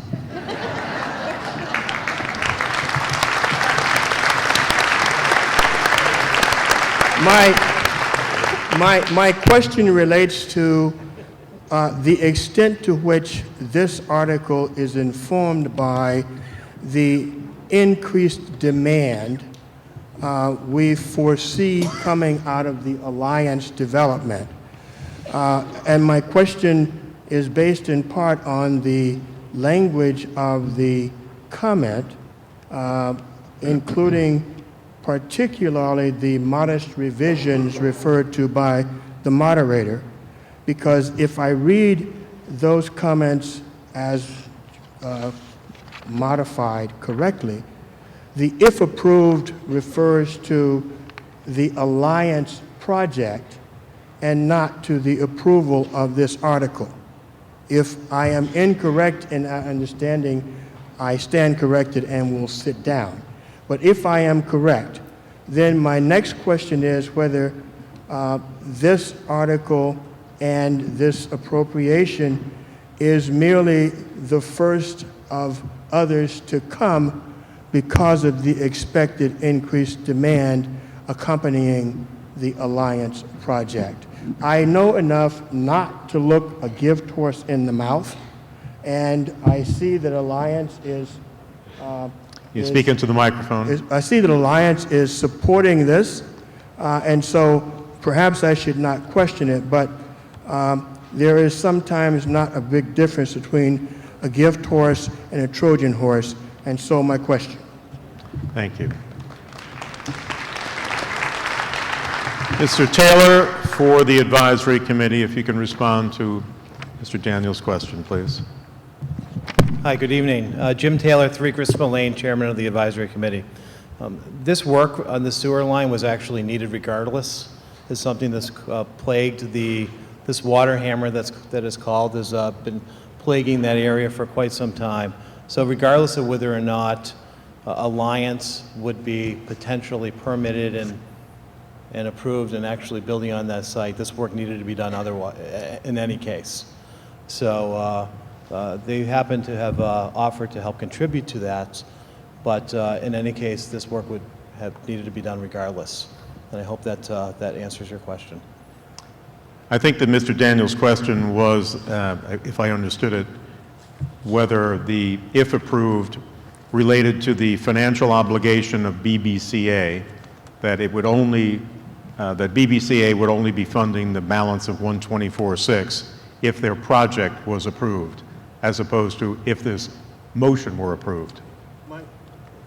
My question is... You can get right close to the mic, please. My question is whether Alliance's commitment is conditioned upon the approval of the Alliance project. And that is whether approval is a condition precedent to Alliance's commitment to pay whatever money Alliance has committed to pay. Susan Murphy, please. Counsel for the town on real estate matters. Susan Murphy, 11 Daly Road. There's 2 projects referenced in the comment as far as contributing or potentially contributing to the improvements that are needed. As Mr. Taylor stated, there are problems in the existing infrastructure that is many decades old. This infrastructure needs to be addressed. The chairman of the Sewer Commission is here if anyone has specific questions about why it needs to be updated. But with respect to the structure with the 2 developers, Avalon Bay, which is building the project down at the shipyard, and Broadstone Bear Cove Alliance, which has an application pending but which has not yet been approved, what happens with those and what the analysis has been is that there is a sewer study that occurs during the permitting process to determine what the impacts of the projects will be on the public sewer system. Based on those studies, a determination is made by the engineers, both the applicant's engineers and an engineer that works on behalf of the town, in addition to the Sewer Commission's own engineers, to determine what the proportionate share or impact of the new development will be on the sewer system. The projects, and I can speak to Avalon Bay in particular because that has been approved, Avalon Bay is in fact agreed to contribute more than their proportionate share as a good corporate citizen of the town. So what this does is it makes a project that the Sewer Commission is going to have to do anyway more affordable for everyone, all the ratepayers in the sewer system, by the infusion up front by the developers of their proportionate share of their impact on the sewer system. So that's the project that's down near the Bradley Woods pump station. There's a project up near Stoddard's Neck, which has a pump station out to Deer Island. there's been a problem in 3A for many years that needs to be fixed but is very expensive. That is going to have to get fixed at some time. This permits financing for that to happen. If Broadstone Bear Cove is approved, they will contribute. If they are not approved, they won't contribute because they're not going to just make a gift to the town if they have no project they're building in the town or no impact on the town. I assume that answers your question. It does, thank you. Yes. And I also observe that the vote, which is the critical issue, not the comment, that the vote does not speak to either of the projects, but rather the vote which we are invited to take is that the town authorize and empower the Sewer Commission to renovate and replace and/or replace the 3A force main and the piping and the Stotter's Neck sewer main and the piping, and to appropriate $353,000 for the purposes of this vote. To meet that appropriation, the treasurer is authorized to borrow the consistent language we've seen about the use of any bond premium. So the town will be doing this. So all those in favor, unless there's additional debate or questioning, all those in favor of the recommended motion, please say aye. Aye. All those opposed, no. The ayes have it. More than 2/3 have voted in favor, and the recommended motion is adopted. We now come to Article 29. Article 29 has to do with the voters' petition that has been filed with respect to the composition of the Board of Selectmen.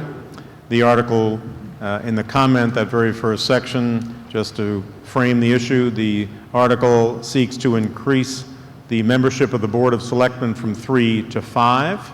It notes that state law precludes a town from making such a change through town meeting exclusively, but rather the article would direct the Selectmen to request a special act of the Massachusetts legislature, and that special act would be required to institute the change if the recommendation were to be adopted.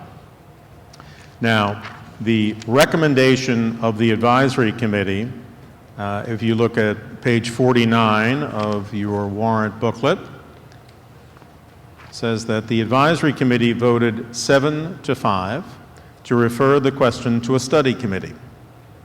Of the 5 voting against the study committee, 4 of those 5 supported no action, which would keep the existing number of selectmen at 3, while 1 of the 5 was in favor of increasing the board to 5. The Board of Selectmen did not consider referring the question to a study committee, and that Board of Selectmen voted 2 to 1 in favor of no action on the original article. Now, the advisory committee has made what we call an affirmative motion. The advisory committee is recommending that action be taken. And I would contrast that, if you were here last evening, with the recommendation that the advisory committee made on 15, which was one of no action. A no action is a negative motion, that we not do anything. And last evening, we accepted Ms. Sutton's motion as the main motion of the meeting because it was an affirmative motion. She was proposing that the town take action on the Article 15. Here, what we have is a recommendation from the advisory committee that is in the affirmative that a study committee be appointed. So we will hear first from the advisory committee, both with respect to the majority of the advisory committee, why they are recommending affirmatively that a study committee be appointed, and then we will hear from the minority as to why they either, in the majority of the minority, wish to have the status quo maintained or to have the citizen petition move forward and have the board expanded. And again, because of the interest and importance in this article, I also want to make everyone aware that we do expect and anticipate that a substitute motion, which would be an alternative affirmative motion, will be made in the form in which you have it in writing already, and it's captioned Proposed Substitute Motion regarding Article 29, and in due course, after discussion, we anticipate that that proposed substitute motion will be offered by Judy Kelly, and I will explain the process that we will follow then. And I can suffice it to say at this moment that we cannot have before us two competing affirmative motions. We will have to first decide which we want to pursue. But we will hear now from Mr. Baltera, I believe, on behalf of the Advisory Committee.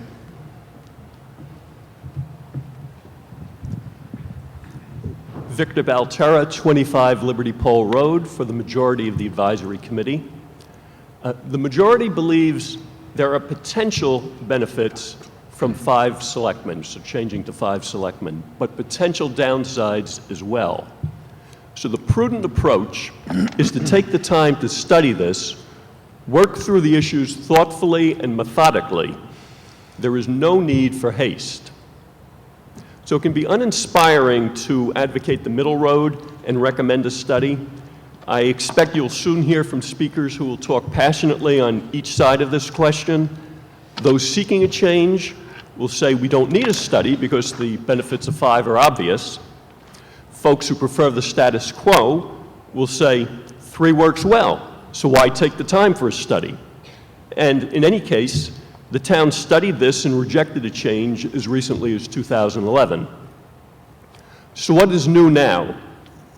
Why is advisory recommending another study? So one significant difference is that in recent years, the town has strengthened and codified the town administrator's role.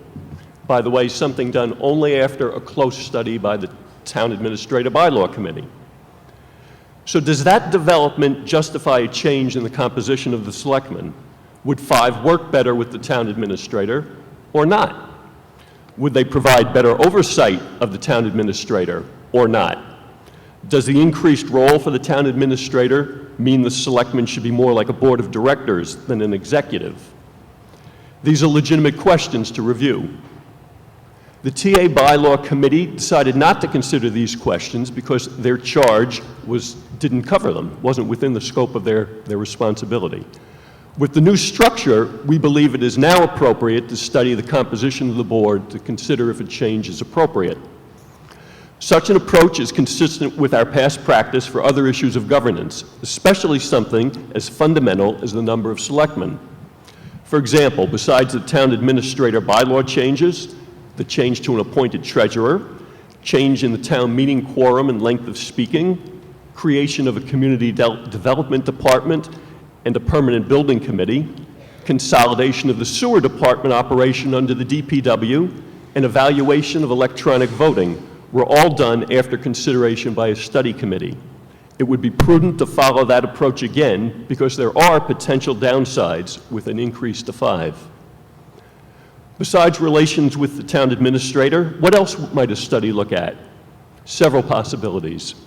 Does increased population and budget call for an increase in the board size? Would 5 better represent different groups in our growing town? Or, on the contrary, would they promote factions and work against consensus? Our current system, with only 1 selectman seat open every year, forces candidates to consider concerns of the entire town. This could be lost with 5 in that when 2 seats are open, candidates may cater to specific constituencies and citizens vote for only 1 of 2 open seats to give their candidate an edge. The result could be selectmen beholden to particular groups rather than the entire community. 3 selectmen put pressure on the board to compromise it and reach consensus. That incentive could be diluted with 5. Will a move to 5 cause a loss in transparency due to the ability of 2 selectmen to circumvent the open meeting law and arrange backroom understandings among factions on the board? It is something that should be considered carefully. Proponents suggest more selectmen could better cover committee liaison assignments, but selectmen presence at committee meetings often stifles discussion. This should be studied further. Other possible topics include, would there be an impact on town hall staffing? Would the rating agencies care one way or the other? And how is a change to 5 working elsewhere? More specifically then, it's going great. And with input from a broad range of respondents, not just one person in town hall who chooses to answer. Interest in change often seems to come up whenever there is disagreement with the current board on a particular topic. But if folks are disappointed with the outcome of an issue, then the solution is to vote the selectmen out rather than increase their number, thereby making it harder to replace the board.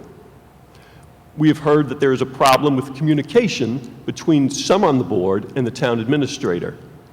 If this is so, the matter should be addressed, but 5 is not going to solve that problem. The majority of advisory strongly believes that if the town chooses to increase the number of selectmen, the decision should only be made following close study. Other towns that have considered the question have done so only after committee review of their individual circumstances. Each town is different. Why shouldn't Hingham proceed with the same caution? There would be ramifications from the change, and it would not be easy to go back if we do not like the outcome down the road. The town deserves a thorough evaluation, and that is why we are recommending a moderator-appointed committee to review the question in depth and report back next year. Thank you. Again, I'd invite you to hold your applause, please. Mr. Curley, also from the Advisory Committee, speaking on behalf of the 4-member minority. Thank you, Mr. Moderator. Good evening. Bob Curley, 1 Gristmill Lane. 4 of us on the Advisory Committee voted for no action, as did the majority of the Board of Selectmen. And as Henry VIII said to each of his wives, don't worry, I won't be keeping you long. 3 quick points. A 3-person Board of Selectmen has served this town extremely well throughout its history. Hingham must be, if not the best managed town in the Commonwealth, certainly in a handful of the best managed towns in the Commonwealth. And we are one of a handful of communities with a AAA bond rating, which in itself speaks volumes. Secondly, over the last 25 years, this town meeting has addressed this issue on 4 separate occasions, and on each of those occasions has rejected the idea that the Board of Selectmen should be increased in number. And those votes were followed by a study committee which also rejected the idea that the Board of Selectmen should be increased in number. And lastly, the no action minority of the Advisory Committee simply did not see sufficient evidence in the more completely defined role of the town administrator or of the other governmental matters that Mr. Baltera spoke eloquently about to justify a further study. So that if this town meeting comes to vote on the substitute motion, the no action minority would request that your vote be no. Thank you. Mr. Sharkansky, do you wish to speak?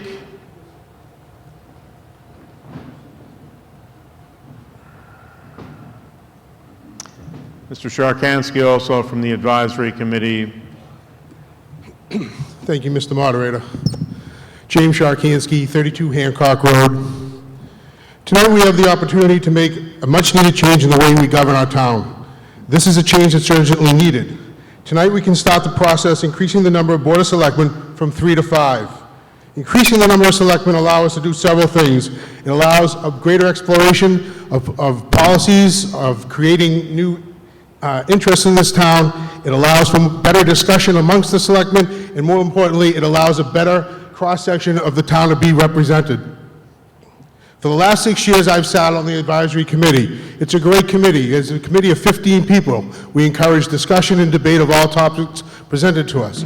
Several other committees in this town have more than 3. Most committees in this town have more than 3. CPC, Development, Harbor, they all work well. This town prides itself on its committees and the work it produces, and they have more than 3.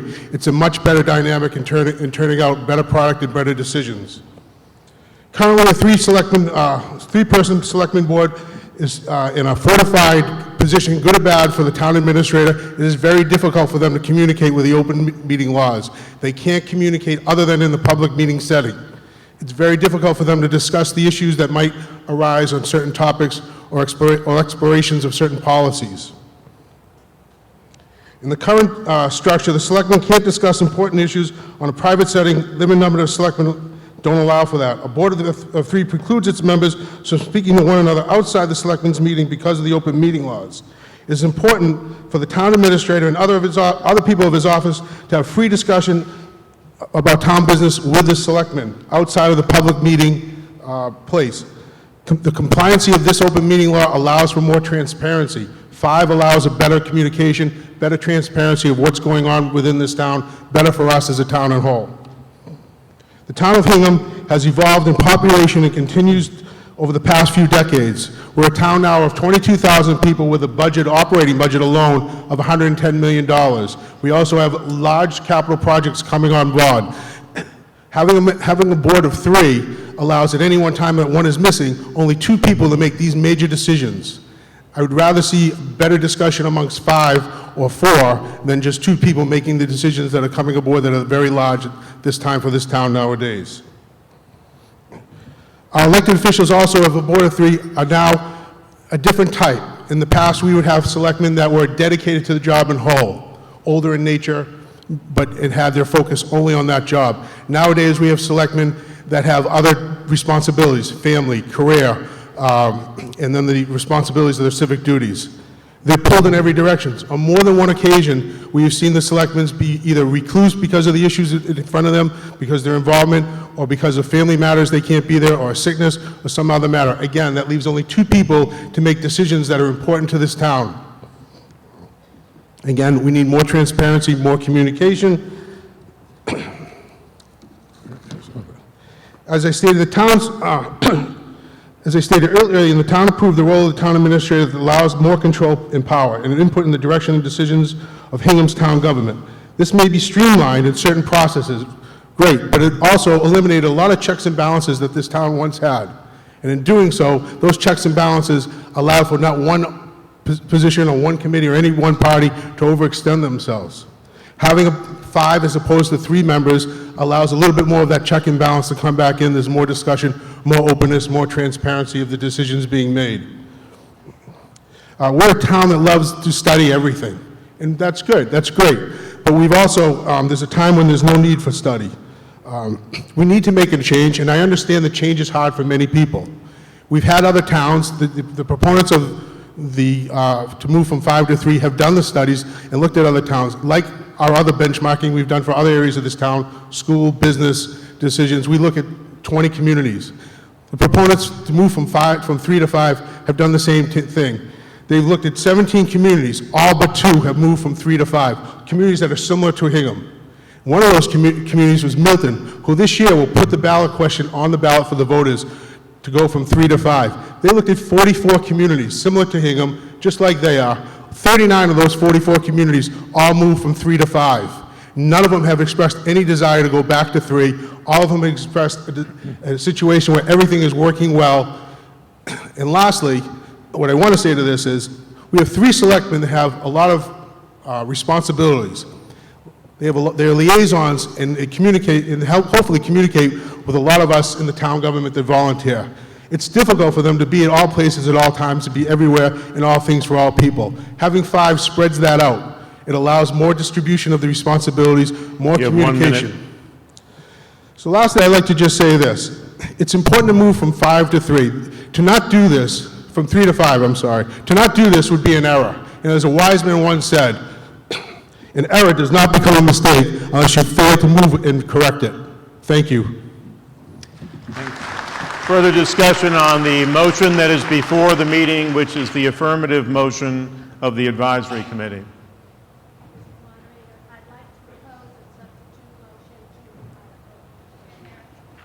Ms. Kelly, if you'd come to a microphone, and I will read the substitute motion that Ms. Kelly wants to advance.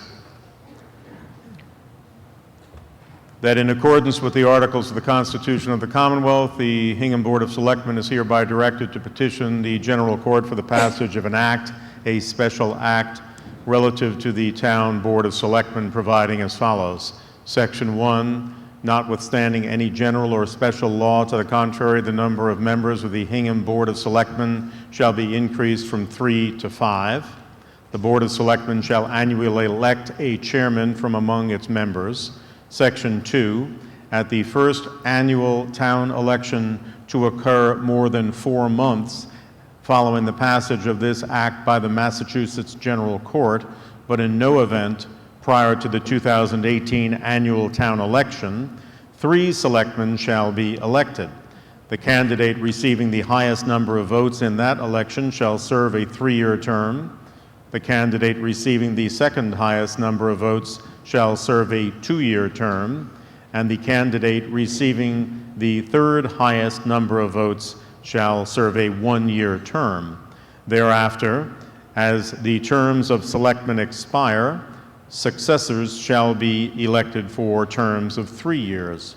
The terms of those members currently serving as selectmen at the time of the adoption of this act shall be unchanged by the adoption of this act. Section 3 states that this act shall take effect upon its passage. Now again, that means its passage by the Great and General Court, not by this meeting. I just want to also remind us what we are about to begin as a journey together, which is considering a proposed substitute amendment, a proposed substitute motion regarding Article 29. That is a motion that would be substituted for the affirmative motion that is before us, the affirmative motion of the Advisory Committee. So we will now ask for a second on Ms. Kelly's substitute motion. It has been duly made and seconded. It is now before the meeting, effectively for consideration as an amendment. So Ms. Kelly, you have the floor. Judy Kelly, 19 Harvest Lane. Hingham's population and budget have grown significantly over the past 25 years. Selectmen are responsible for the concerns of 22,000 residents and oversee a $110 million budget. Adding 2 more selectmen allows broader representation to a town that is no longer the rural bedroom community of the 70s and the 80s. Our demographics have changed, and our Board of Selectmen should be expanded to keep pace with the increased needs of our ever-growing community. Currently, only 2 individuals on the Board of Selectmen need to agree for a decision to be accepted on any agenda item. This means that every decision in our town is limited to the mutual opinion of only 2 individuals. 5 selectmen offer more diversity of opinion and require 3 individuals to be in agreement in order for an item to be accepted. Agreement among 3 members of the board confirms that the decision is in the best interest of the town, and a conclusion was reached by a broader representation of opinions. On a 3-member board, the open meeting law prohibits discussion of town business outside a posted public meeting because 2 selectmen represent a majority. This means that all information must be filtered through the town administrator. With 5 selectmen, 3 members become a majority, allowing 2 individuals to research and share information for better decisions at posted meeting. The Board of Selectmen workload is significant. In addition to their other responsibilities, selectmen oversee 27 town organizations. Individually, they are assigned as liaisons to 8 or more groups. The addition of 2 more individuals would lighten this workload. 5 members would ensure a quorum, which would provide greater consistency of all scheduled meetings. The overwhelming majority of towns in eastern Massachusetts have 5 selectmen, including 15 of the 17 towns Hingham uses for comparison. Also, the majority of our town boards and local organizations consist of 5 or more members, clearly indicating 5 members are preferable to 3. We have been governed by 3 selectmen for over 350 years, and residents have asked, why change now?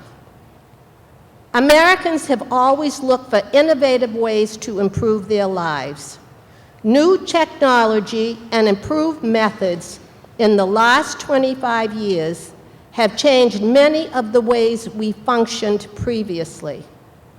Hingham's growth in population and budget demand increased supervision. Some individuals have expressed concerns over unintended consequences.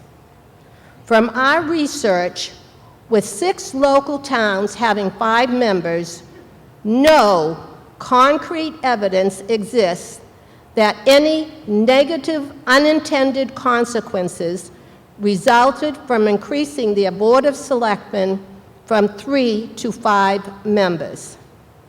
This vague catchphrase is used to imply a negative outcome when no proof is available. Every action we take in life comes with the potential for unintended consequences. But we do not let that deter us from moving forward and making wise decisions. A study is advisable when you don't know the outcome of an issue. In this case, we do know the outcome from 3 studies conducted by the towns of Hanover, Norwell, and Milton. All 3 towns voted for a change based on the positive information gathered from their studies.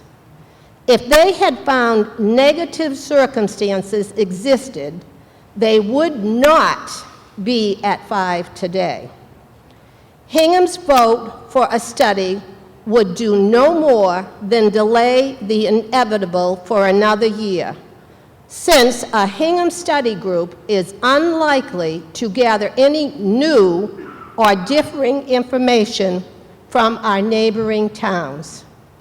The Grassroots Committee for 5 Selectmen has dedicated our efforts to letting residents know there is an opportunity to enhance town government, and hope our efforts will be rewarded with a yes vote for 5 selectmen. Thank you.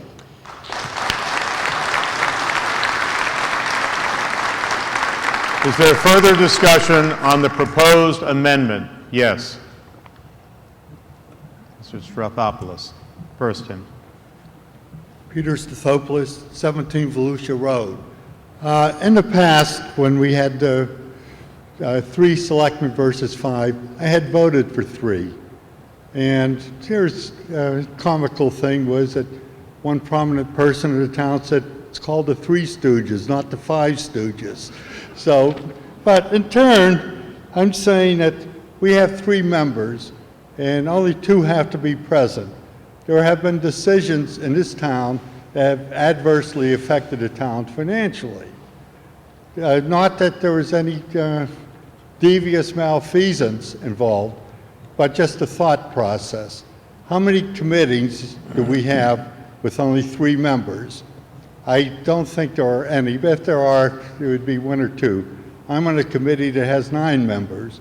We have a quorum to have a meeting, and that's 5. I feel that a little bit beyond this is not 5 selectmen, also a quorum of 3 selectmen. Now, it's just common sense. We've had lawsuits that we lost because of decisions. We've had, I think my favorite one was back in the 70s was that the selectmen decided to close the dump on Sunday since we'll save 25% of the trash. Well, they never said, well, geez, everybody have to crowd on Sunday. So it just isn't it just doesn't make sense that we have 3 now. We do need to go to 5. You know, it would be great to go to 20, but realistically, I think that 5 members are necessary, and the only change I would make would be that a quorum would have to be 3 members here. So I'm supported the amendment. We don't have to wait. I just think common sense said we have to do something. Thank you. Yes, Miss. Megan Buer, 489 Main Street.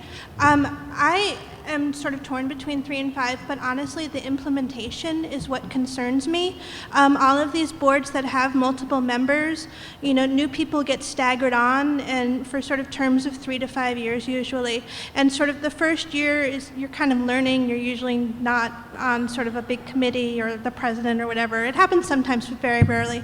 And the idea that we would automatically go to electing 3 new selectmen with 2 older selectmen next year, I don't necessarily think that's a good idea. I don't know if it's been thought about. I don't know if it's been discussed, sort of different ways to implement it.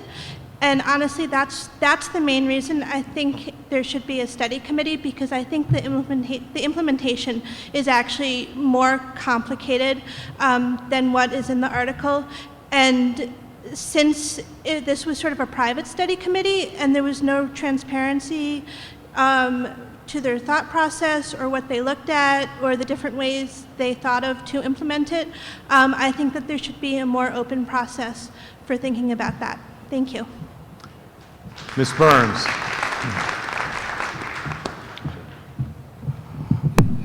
Laura Burns, 96 Hersey Street.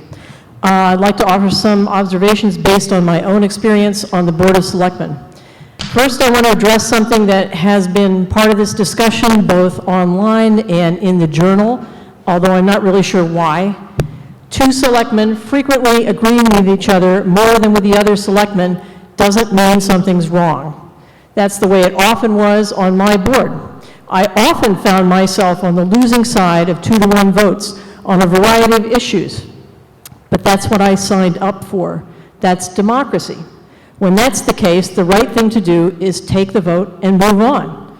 It's not a reason for complaint or something to be remedied. If 2 selectmen agree with each other more than with the other selectmen, it's surely because those 2 selectmen agree with each other more than with the other selectmen. I take umbrage at the suggestion that it means 2 selectmen must be discussing matters in private. Which brings me to my second point. If you're concerned that 2 selectmen might be discussing something in private, the last thing you want to do is increase the Board of Selectmen to 5 members. That will make it legal for 2 selectmen to have private discussions on our town business. Right now, it's not legal because 2 is a majority of the board. It's extremely difficult to get the town's business done in a manner that fully complies with the open meeting law with a board of 3. It requires careful attention and a dedication to the principle of open and transparent government. There's a lot of legal pressure to be careful about how discussions are carried on. That pressure is something we want to maintain. The proponents of a 5-member board say it would be good for the town for 2 selectmen to be able to legally discuss the town's business out of our sight. No, that's not good for the town. And what surprises me is that many of those who call loudest for more transparency on the board are backing this idea, which amounts to a permission slip for less transparency. I don't get it. There is never any guarantee that every member will always observe the law, but the answer isn't to do away with the legal pressure to do so. We need to keep that pressure applied. My third point is something I didn't understand until I served on the board myself. It does seem intuitively like it would lighten the load to have more people on the board, but that turns out not to be the case, because every selectman brings their own agenda to their position, and those agendas create more work for the board, more different focuses of attention, and more demands on a talented but limited staff. 5 selectmen means 5 agendas, not 3. It would not lighten the load, it would increase it.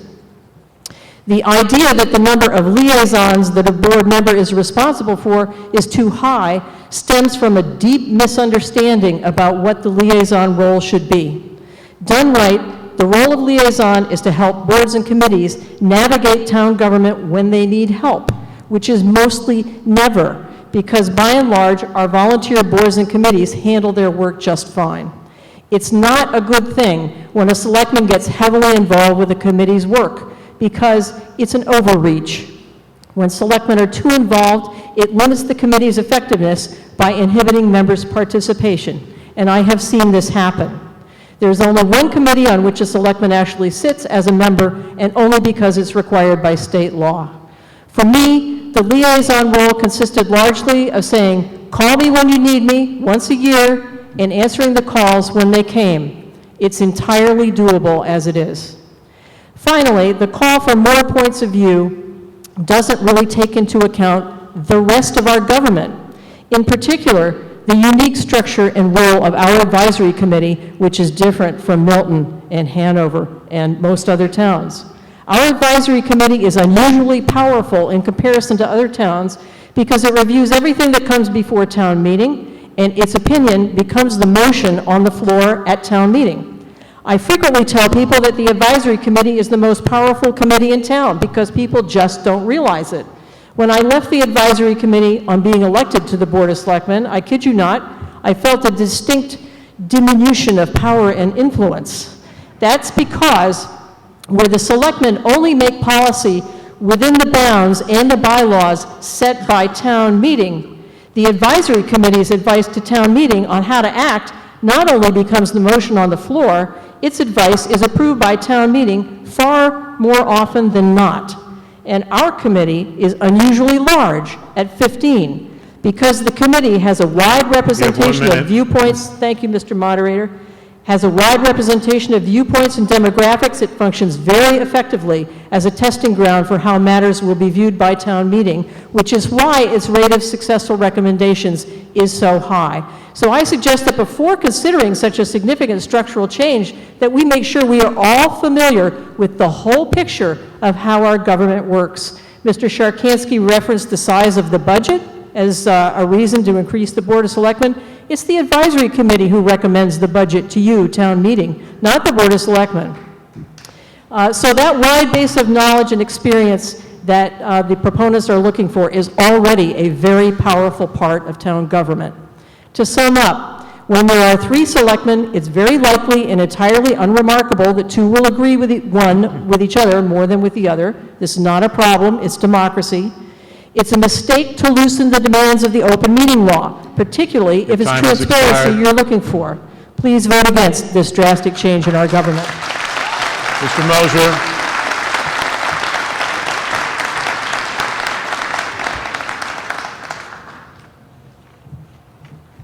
Al Englehart, 96 Martins Lane. The dilution of authority and responsibility with 5 is not a good thing. And we could look to an adjoining town close by that has 5, and everything I've read about events over the last several years is much division and not a lot occurring. And I think I know what you know what town I'm talking about. There's only one other thing I want to bring up, and that is I've seen too many times substitute motions over and over again, a lot of amendments. I think that they're inherently confusing to the group. We're here, we're up till sometimes 11 o'clock. Someone throws an amendment and it's everything that was yes is no and no is yes. And there's a distinct chance that we don't always know what we're voting for. And I believe for some groups that float these substitute, not all, but it's actually a strategy to confuse the public, to make it easier for them to win their own way. Thank you very much. Mrs. English.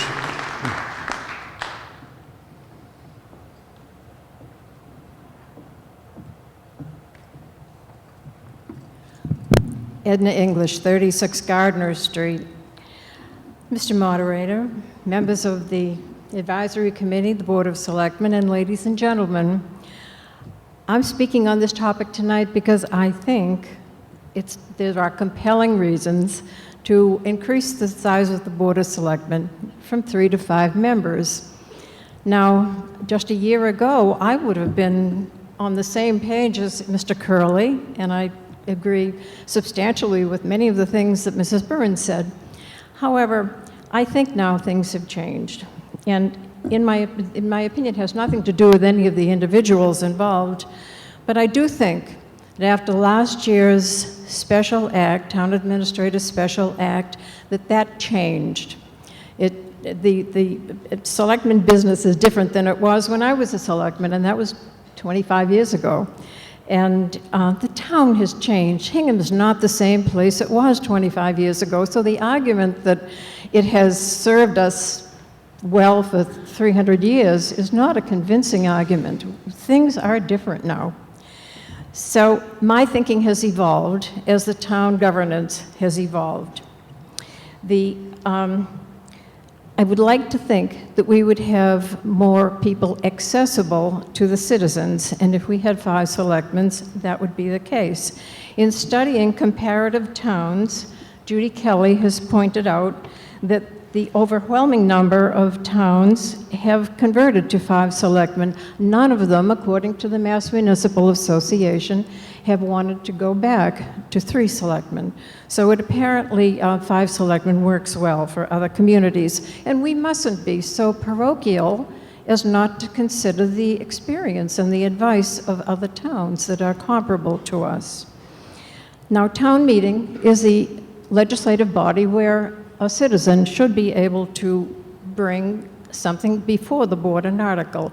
And the Kelly Committee is a grassroots committee of individuals who have studied comparative towns' organizational structures, organized an educational campaign to inform the voters, and now bring before you a proposal with facts and figures to support its case. The 2 main reasons why this article of the substitute motion, we think the time has come, is first of all the limitations of the open meeting law. And they do indeed limit the selectmen. They almost isolate them from each other in doing business. Also, the fact that we have the special act, the Town Administrator Special Act of 2016. The open meeting law effectively makes the selectmen in little silos. Everybody in this room has had a collaborative activity of one kind or another. Teams, committees, families, and you need to talk to one another. Imagine if you had to wait for a publicly posted meeting before you could discuss an important issue. So with other towns who have 5 selectmen find that they are able to have subcommittees to deal with important issues, and they can have exchange of ideas or exchange of facts offline without breaking the open meeting law. The Town Administrator Special Act placed unprecedented power and authority in the position of town administrator. That changed the role of the selectmen. The special act has combined the chief operating officer, the chief financial officer, and the chief personnel officer in one position. And there are no longer the natural checks and balances that used to occur when you had an independent treasurer. The personnel board made decisions on compensation. So the different departments now no longer are independent. They work through the administrator, to the town administrator. It is almost like a mayoral form of government without the city council of 7 or 9 councilors. So we're moving in a direction that I think requires the attention of more than 3 selectmen. Not that our selectmen aren't doing a great job. They are. They're all doing a wonderful job. But they have been moved into the position of a board of directors. And most people would probably say that a board of directors isn't usually 3 people. And if it is, it doesn't work best. You have 1 minute. Okay. The Kelly Committee understands, however, the hesitation of the town to make this major change. We're proud of Hingham and we recognize its excellence, but we do believe that increasing the Board of Selectmen at this point is a wise and prudent step to make. We made a radical change in our governance last year, and now there's a symmetry to adding the number of selectmen to oversee another sets of eyes and ears to help the selectmen do their job even better than they are doing it right now. So thank you very much for listening to us. Mr. Rebuffo.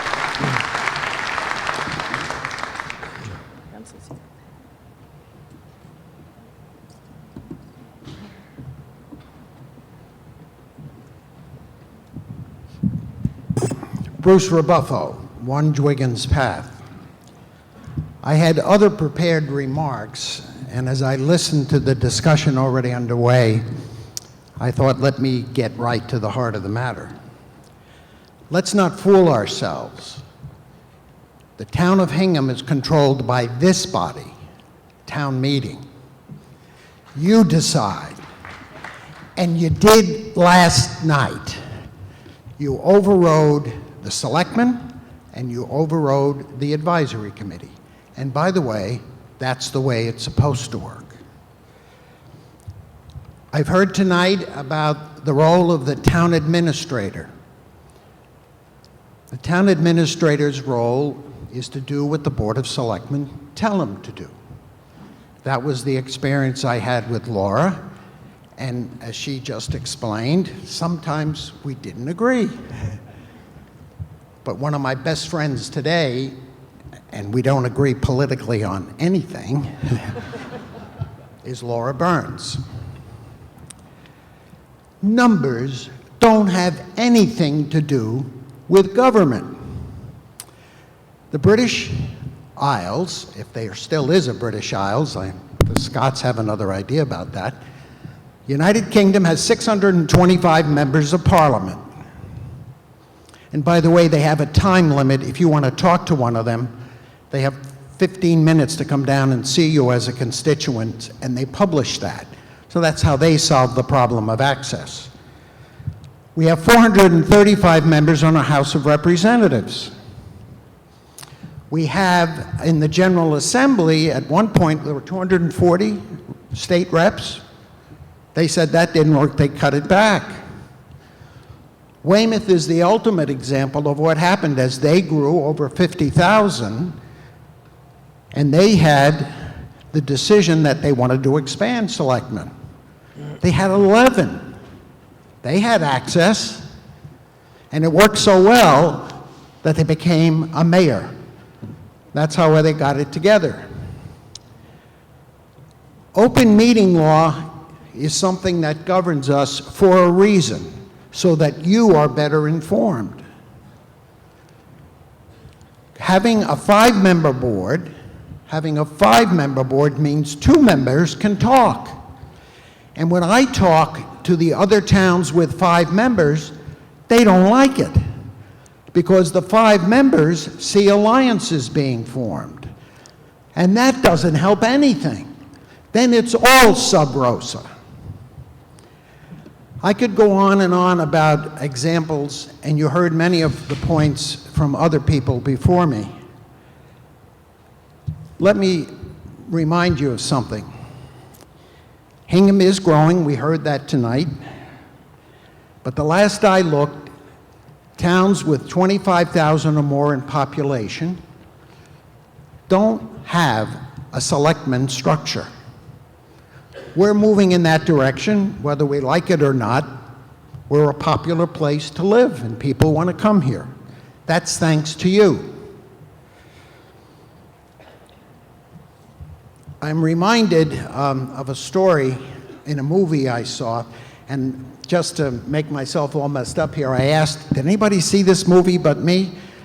The movie was called Amistad. You remember that movie? Story of a great president. I went past his grave today. John Quincy Adams came out of retirement to defend some people who were captured illegally, as it were, by a Spanish ship, and they were enslaved and not permitted to go back and be free. This is 30 years, as you may recall, before the Civil War occurred. And the case went all the way to the Supreme Court, which, by the way, had 9 members. And we said that worked so well, we made it 7. Numbers don't matter in this discussion. But what John Quincy Adams said at the end when he won the case, he'd said something very profound that has stuck with me. They asked, why did you win? How did you win in this Supreme Court case? And he said, I remembered something, and it was from an African proverb. He said, I remembered that we are who we were. That's what Hingham is. 330 years doesn't count for nothing. So when you vote tonight, I would ask you to remember that John Quincy Adams statement. We are who we were. Thank you. Mr. Pace.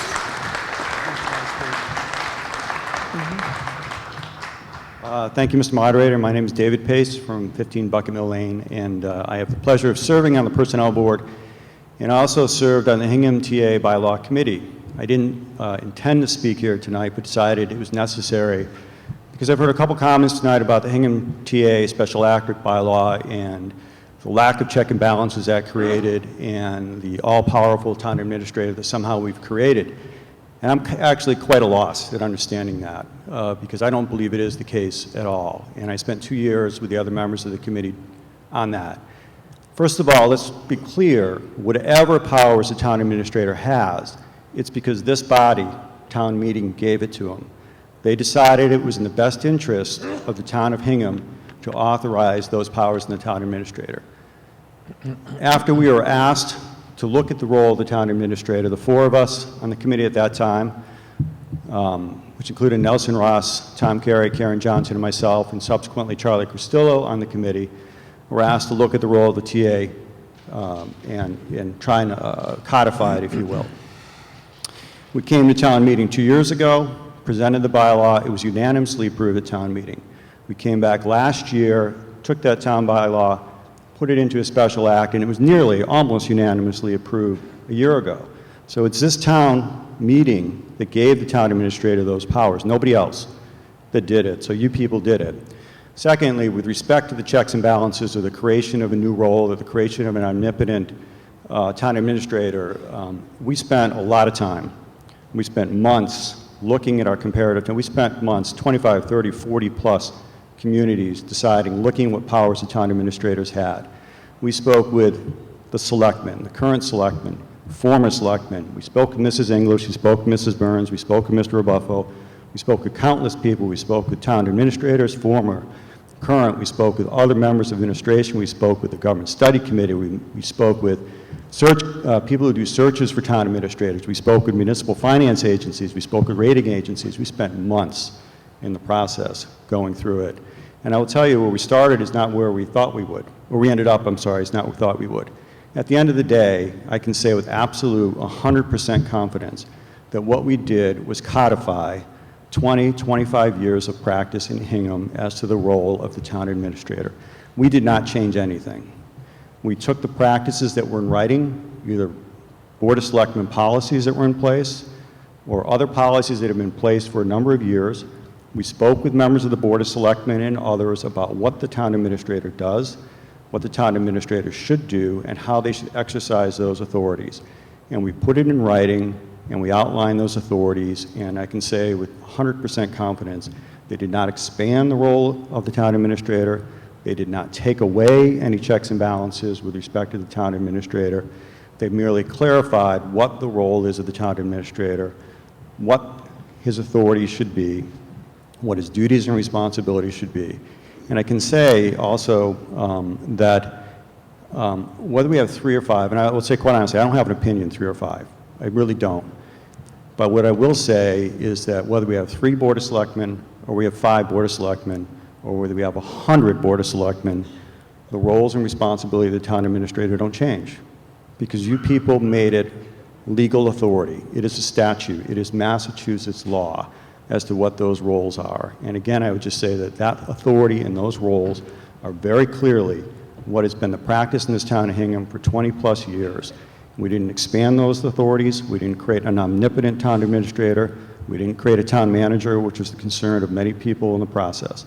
And it was very clear because that's what we set out to do, and that's what we did, and that's what this town approved. And I'm quite confident that the reason why I got unanimous approval, or nearly unanimous approval twice at town meeting, is because that's what we did. Secondly, just an observation kind of amplifying what was said earlier by, I don't know the woman's name. One thing I can say is we went through this process. We spent a lot of time. We spent months looking at, some months, we spent 2 years looking at this issue. And I can tell you, we took left turns, we took right turns, we took U-turns. And the unintended consequences are real. They can happen. This town is a very unique fabric of how governance works here. We have elected officials, we have appointed committees, we have employees in the town, we have volunteers throughout the town. It's a very delicate fabric, and like any other fabric that is very delicate, you pull on a string, you don't know when it starts to unravel or where it starts to unravel. And for my own sake, after having gone through the process, and not volunteering to do it again, but having gone through the process for over 2 years on this, I learned a lot about town government. And I said, I'm on the personnel board already. Tom Carey and Nelson Ross have spent more years than I hope to, maybe I hope to live that long and be able to do it, in town government. We all learned a lot, and we made decisions. We went back and forth on a lot of stuff before we decided.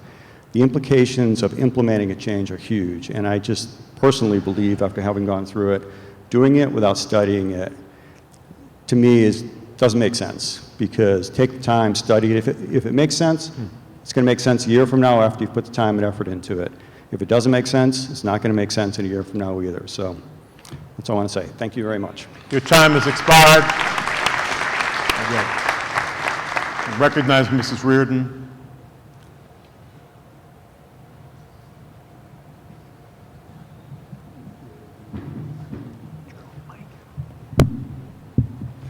Catherine Reardon, 9 Steamboat Lane. I've heard a really lot of good commentary here, so I'm going to try to abbreviate what I had meant to say. But I'll just start by saying, as a former 3-term selectman, you can imagine that I have been brooding over this issue of the proposed change from 3 to 5 members. And looking back on my experience, which despite my gray hairs, I do believe is not totally outdated, I think that the major duties of the board can be undertaken as well or better than with a 3-member board than a 5-member board. And I think it's already been alluded to, the relationship between the board, the advisory committee, the amount of diversity that of opinion that the advisory committee brings, and the power that they have to recommend to you, and the power that you have to make decisions about the major things that matter to our town. So I do believe that a 3-member board, as acting as the chief executive body, can ensure conditions for informed, open, and fair governance. I believe that a 3-member board can provide adequate oversight for essential operations in the town through the administrator and appointed department heads, including fire, police, public works, and the stewardship of lands and buildings. Though I would like to say one thing about the town administrator's relationship to the board. The communication between the town administrator and the board is critical. And I do not see how having a board of 5 members could enhance this. In fact, I suspect that it would make it more difficult and time-consuming for the town administrator to update each selectman and receive feedback on his or her activities. I can even imagine a situation in which time constraints might limit many communications only to the chair, thus potentially giving the chair more disproportionate power. Third, I believe that a 3-member board in conjunction with the town administrator can draft a town budget that reflects the town's current needs and balances the needs of town constituencies. And this, of course, is reviewed in detail by the advisory committee and is ultimately recommended to you through the advisory committee. Finally, I believe that the 3-member board can appoint knowledgeable, committed, and trustworthy committee members and can ensure that they have the tools and the support to carry out their mission and goals. Given the caliber of our town committee members, I don't believe that it's either necessary or desirable to micromanage their activities beyond confirming that their goals are within their jurisdiction and consistent with the town's best interests. So I am confident that the town could continue to be very well served by a 3-member Board of Selectmen, and I have some serious questions regarding a change that I think should a change to 5 that I think should be answered before making this significant structural change to the way Hingham is governed. I feel as though I may have been channeling Victor Volterra yesterday afternoon as I thought about the various questions that I think might be asked in any kind of a study and should be considered. So here are my questions. Will board proceedings be more or less transparent with 2 members legally able to converse in private about town matters? How will board meetings be affected by 5 members speaking to every issue?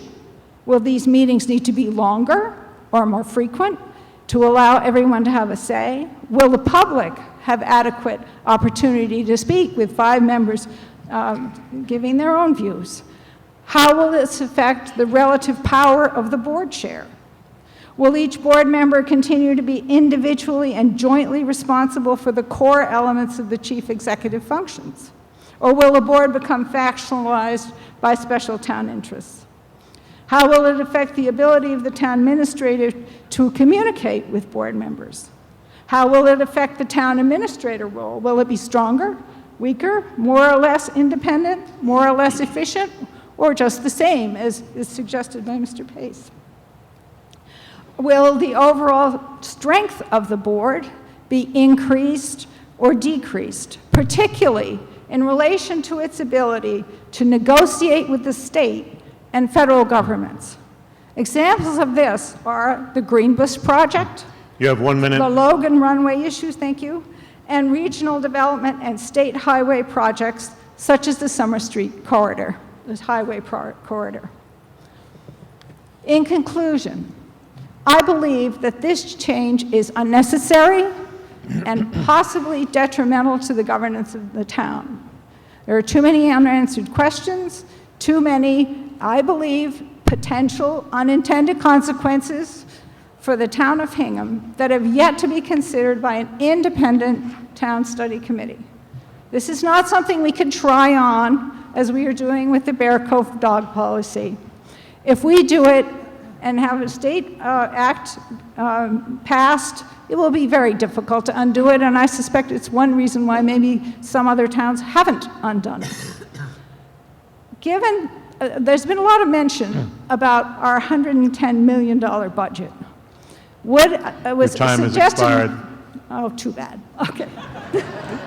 Yes, sir. Been waiting patiently at the microphone. Before this voter begins, I just want to remind everyone that what we are focused on right now is the proposed substitution of a substitute affirmative motion that would be in place of the affirmative motion that has been recommended by advisory. It is not to actually adopt that substitute motion, but rather to adopt it as the main motion before the meeting, not to act upon it substantively. That will require a second vote. Yes, sir. Henry Heidel, I'm told to speak firmly, so if you have trouble hearing, let me know. 63 Guilford Road. Those of us sitting in this room are residents of the town of Hingham, and I will tell you, you are among the most fortunate people in the world, and I'm qualified to say that. And the fortune is that we have excellent public safety, we have excellent fire, we have excellent schools, and we have an excellent town government. And one of the things that we need to look at as we evaluate these various options before us is the evidence. And I just granted the evidence. I don't think that you could achieve a better town with 22,000 people than we have today. And our town government, well, I guess it's firmly enough, our town government relies heavily on a number of public people, just people like me that come off the street and say, I want to sit on a committee or I want to participate in this activity. We are a community, and I have 6 minutes, right? And I noticed a theme. About 5. Cool, thank you. I noticed a theme in a discussion last night and a discussion this evening that is, I think, very reflective of the nature of this town. Last night, one of the most contentious dog versus unleashed dog took place on the Bear Cove vote. But out of that, if you really listen to the theme, it was that people felt secure being together. They enjoyed having a place to gather, whether their dogs were leashed or unleashed. There was a theme through the conversation of that debate that was, I like to communicate. I like to have a sense of community. And when you listen to the discussion this evening about the bathing beach, setting aside the fact that you might not like the architecture or the location, but another theme came through, we would like to have a place to gather, to talk, to have a cup of coffee, to be in the sunshine.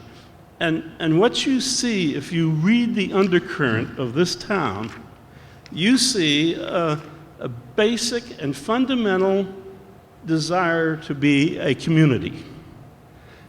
Whether we have 5 selectmen or 3 selectmen is immaterial. But what I have found, because I sit on a number of corporate boards and some private boards, when you can have the least number of board members, you actually make the greatest progress in decision making. And I think one of the toughest votes this town ever made was to get a town administrator. I think that if you want a disruptive vote, if you want a disruptive decision for a town that's 300 and X years old, that decision was about as disruptive a decision as you can make. And we were very fortunate in getting a highly qualified person to communicate and act on behalf of three selectmen. And whether we had 5 or 3 is almost immaterial. So I don't think there is any advantage to expanding this. And as my final 4.5-minute statement, my attorney often said, Heidel, you can make 2 decisions. I said, okay, or you have a choice of 2 decisions. One is to do something, and the other is to do nothing. That was usually when I was being sued or something. The wise decision sometimes is to do nothing. And that is what I am encouraging tonight. We have an outstanding town. Oh, thank you. Mr. English has been waiting at the microphone, and then I'll recognize you, and then Mrs. Salisbury, if you wish to speak third. Mr. English first. Stuart English, 52 Bel Air Road. It is never comfortable for a son to stand in opposition to his mother. It is exponentially more so when the forum is Hingham Town Meeting and the mother is Edna English. Nevertheless, here I am. I cannot support this substitute motion. I do not believe that it is appropriate at this time to move from 3 to 5 selectmen. I have heard interesting arguments on both sides of this case. I am unconvinced by some, but I have heard new ones tonight that I think make valid points. I cannot support this motion because I believe this matter needs further study. I think that the appropriate action is to refer this to a government study group, let them present something at next year's town meeting when we've been able to give this matter more thought, provide more substantive backup, and to be fair, to give it simply some more time so that we can all consider the matter more deeply. Thank you. Thank you. Yes, miss. Ellen Whalen, 156 Prospect Street. I'm not sure if 5 selectmen will serve the town better than 3, but I know I would like to feel more sure before I'm asked to vote on it. I know a group of citizens has put a lot of effort into looking into this, and I admire that. But some of the things I've heard give me pause. We've heard that Hingham has grown. The budget certainly has grown, but that lies with the advisory committee and town meeting. And I don't think the population has. I looked up quickly on my phone, sitting here, the last time increasing selectmen was proposed was in 2010, and in that year the population of Hingham was 22,000. I think that's about what it is. I think that's about what it's been since I moved here 30 years ago. The idea of having more voices represented on the committee sounds like having a special interest represented on the committee, or a single issue person on the committee, rather than our selectmen feeling that they were responsible for everyone in the town. I feel the study committee maybe was looking for a certain answer, and I feel pressured to react to their study rather than study. So I don't mind waiting 350 years plus 1 before making this vote, and I would rather wait 1 more year if a study is necessary. Thank you. Mr. Salisbury, and then I'll recognize Paul Gannon.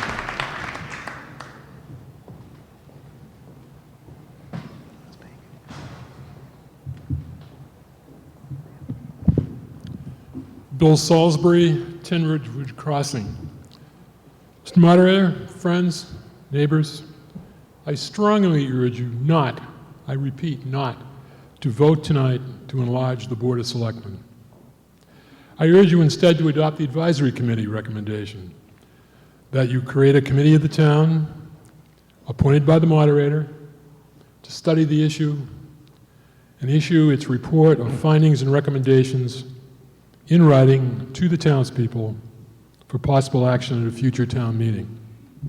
You know, the Office of Selectmen in Hingham was created back in the mid-1640s. Yes, 1640s.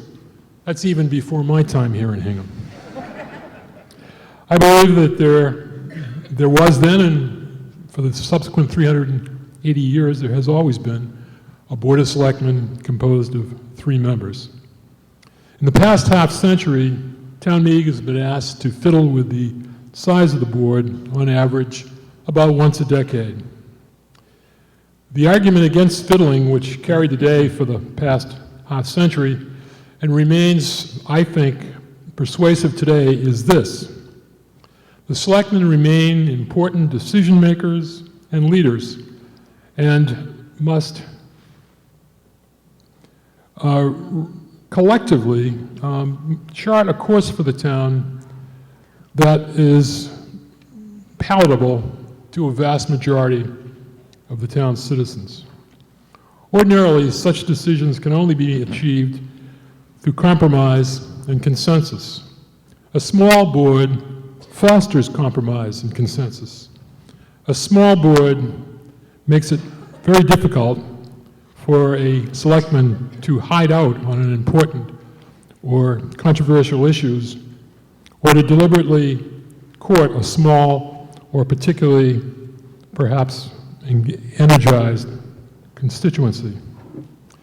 Now, we all know that Hingham cannot insulate itself entirely from the current caustic and diversified and divisive political climate abroad in the country. However, our long civic history and our very strong tradition of non-partisanship in town affairs continues to temper our political discourse with a generous measure of civility. Consensus through compromise remains, in Hingham at least, a desirable public goal and one more easily achievable here than most places.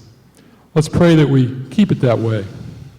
Among the matters the proposed committee should consider are the nature of the alleged shortcomings in the current structure of town government, which the petitioners claim impelled them to seek board expansion. While shortcomings may well exist and may need remediation, I'm convinced that enlarging the size of the Board of Selectmen will not eliminate or even ameliorate any such shortcomings.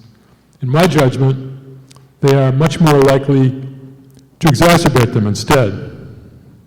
Hingham seems to have done remarkably well for the past 4 centuries with a 3-person Board of Selectmen.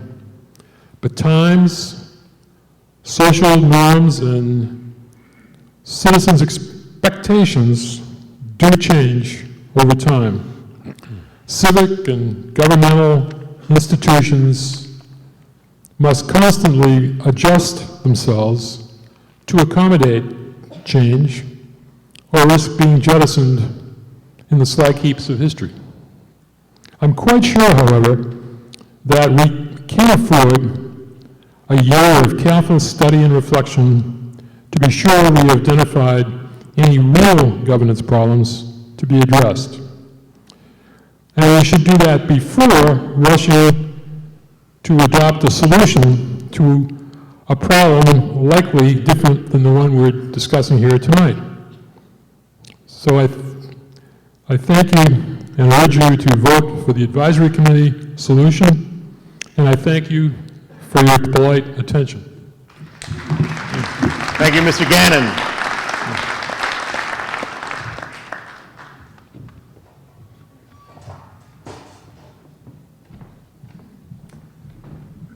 Thank you, Mr. Moderator. And first of all, I would like to congratulate Judy Kelly and thank her for her efforts.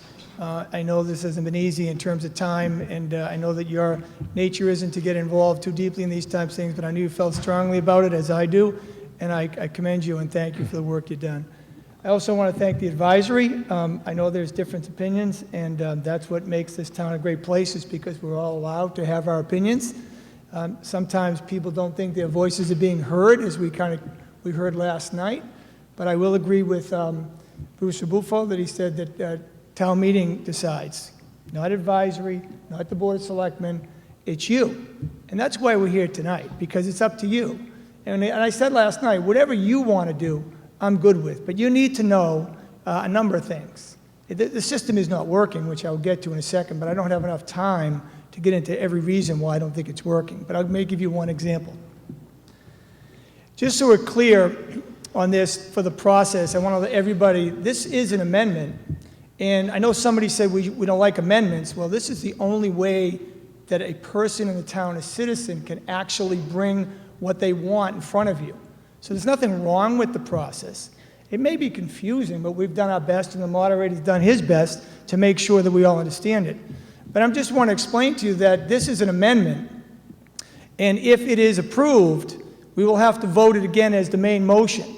So I guess what I'm saying is, as you know, I am supportive 100% of this amendment. If we do vote to pass this amendment, please don't leave. Stick around until this whole issue is resolved, and it may involve one other vote or more than one other vote. So I just want to make sure we're clear on that. I also heard a comment about, well, we don't like the fact that 3 people are going to serve on the Board of Selectmen.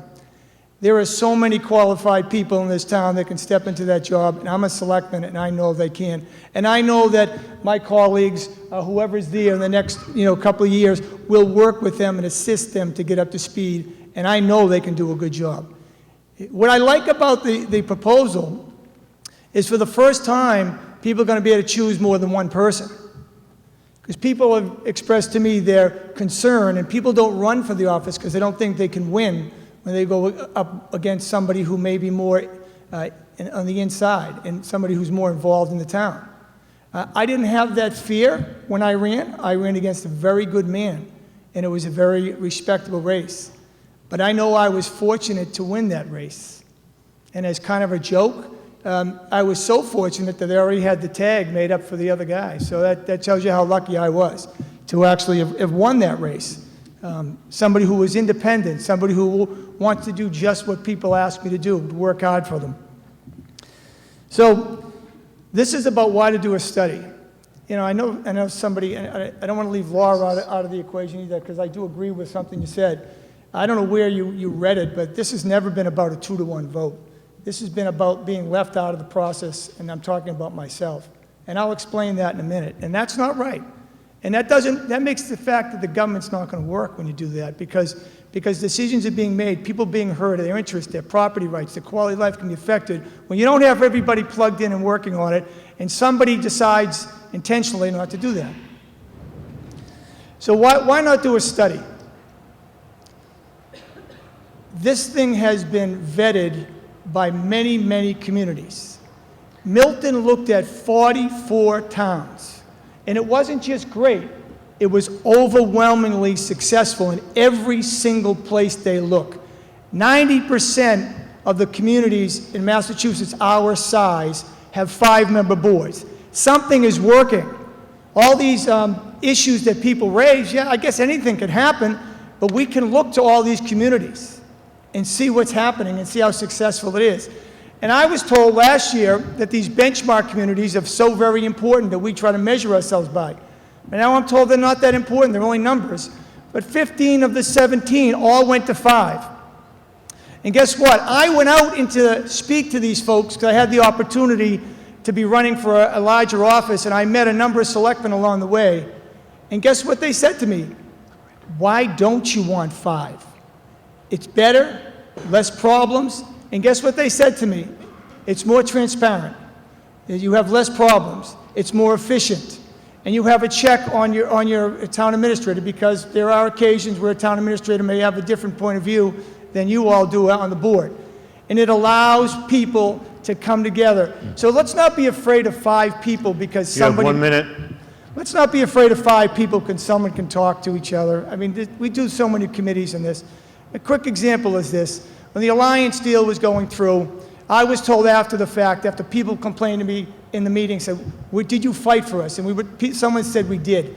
Well, we didn't, because I was never included in the discussion. The reason what I was told I wasn't included in the discussion is because they were afraid of open meeting law. The administrator told me that on the phone. And I said, what do you mean? I said, we could have gone into executive session. This is people's quality of life. He said, selectmen didn't want it. There's many, many other problems. We're all neighbors.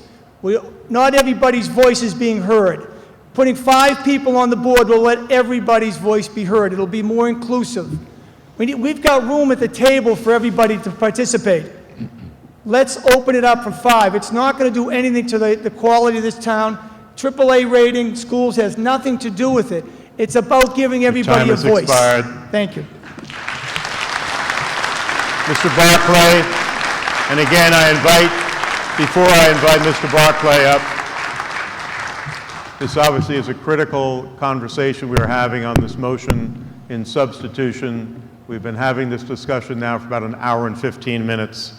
So I would like to ask speakers who are going to speak to confine themselves to new matters and not cover the same ground, please. Okay, I'll do my best. Good evening, Mike Barclay, 11 Cottage Street.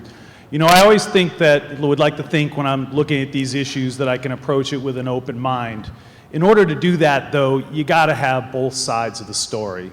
And clearly the proponents of this have done a lot of work. And what we're hearing from them is their side of the story.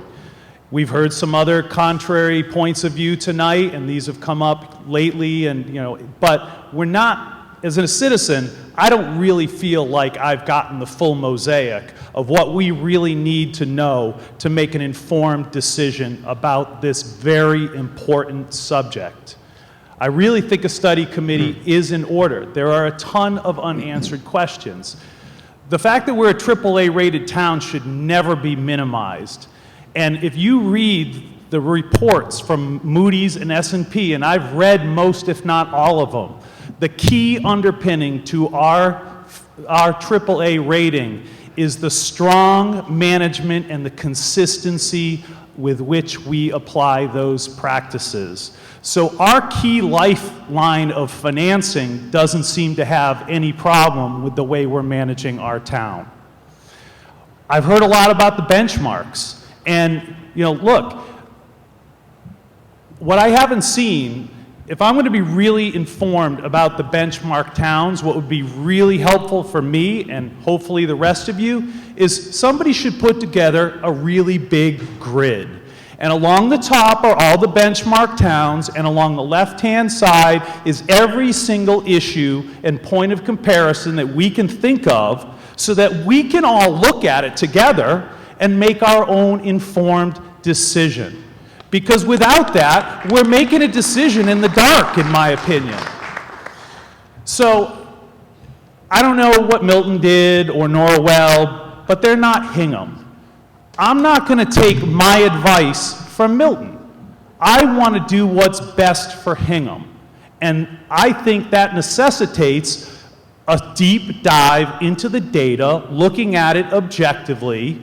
We have plenty of smart people who can do that in a reasonably quick fashion, and we can make an informed decision for ourselves, not because Milton did it or Norwell or anybody else.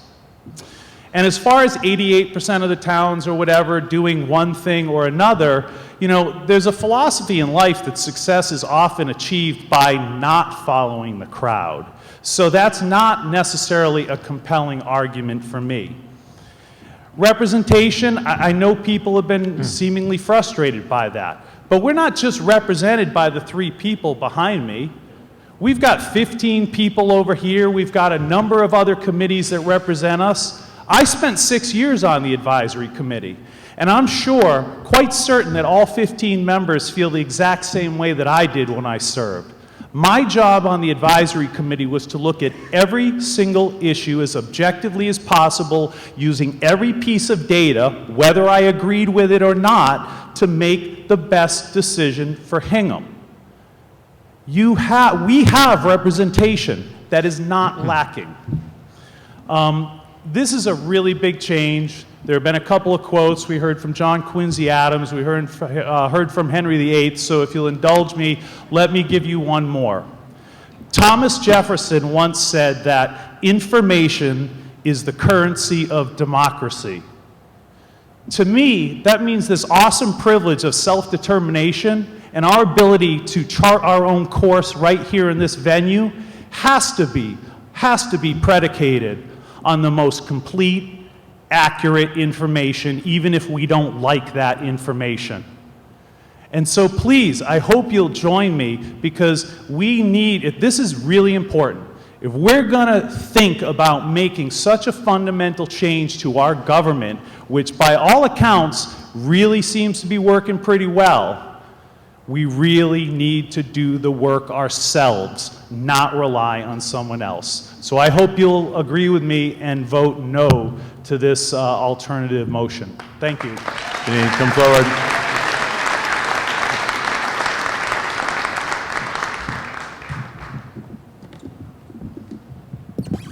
Good evening, Janine Suchecki, 15 Park Circle. Fellow citizens of Hingham, I was born and raised here. I've lived here my whole life, and I'm raising my family here. Hingham is my home, and I take great pride in serving this community and serving my country.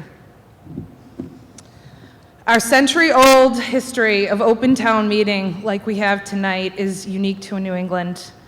Our residents step up and do a great job as volunteers on committees to make our town the envy of the state. Hingham's reputation as a wonderful place to live and raise a family is well known. Many families choose to settle here because of our fantastic schools, our police, fire, and our well-run government. In other words, we have found the formula that works. The proponents of this article have been very vocal with their Revive with 5 petition.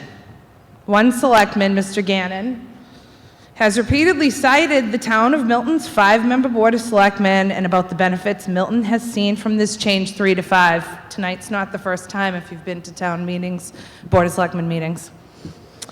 There's a small problem with that. Milton does not have a 5-member board yet. The votes today, people. Here's the ballot. Here's the town website. Look yourself while I continue to read. Milton, what the proponents aren't telling you also, is only considering this change because of a serious financial problem the town has faced. There's no guarantee this is going to fix Milton's problems, but this is what they've come up with as an attempt. So, like I said, we may have an answer on if they voted this, depending on the clock, but I believe the polls closed at 8 o'clock. Please check it out. It's also important to appreciate that Milton is a representative town meeting. You can't come like we can. You have somebody from your precinct or your neighborhood representing you at your meeting. So that's nothing like this. That is not broad representation. That's extremely narrow representation. That's not Hingham. We don't have these problems. Here you can go to town meeting, voice your opinion like I'm doing right now, and we're going to vote.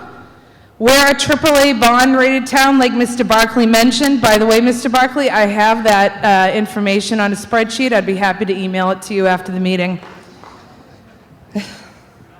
Okay? Ask yourself this question. Why would we change our form of government now?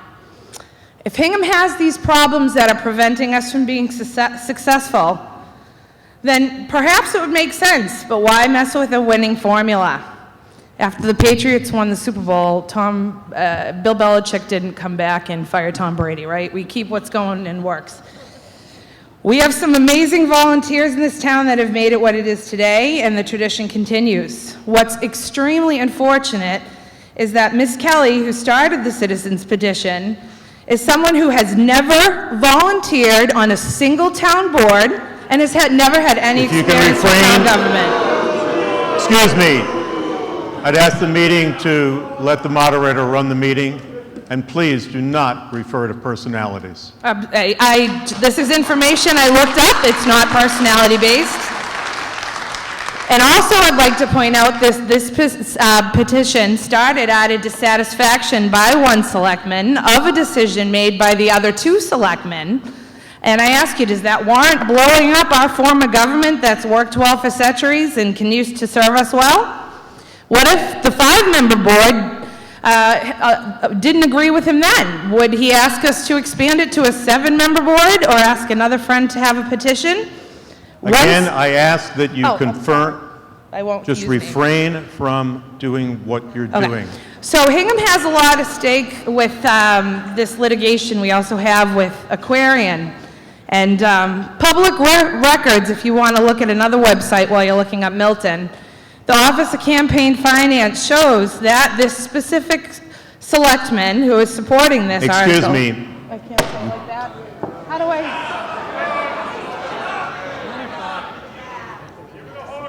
I just can't identify who it is. No.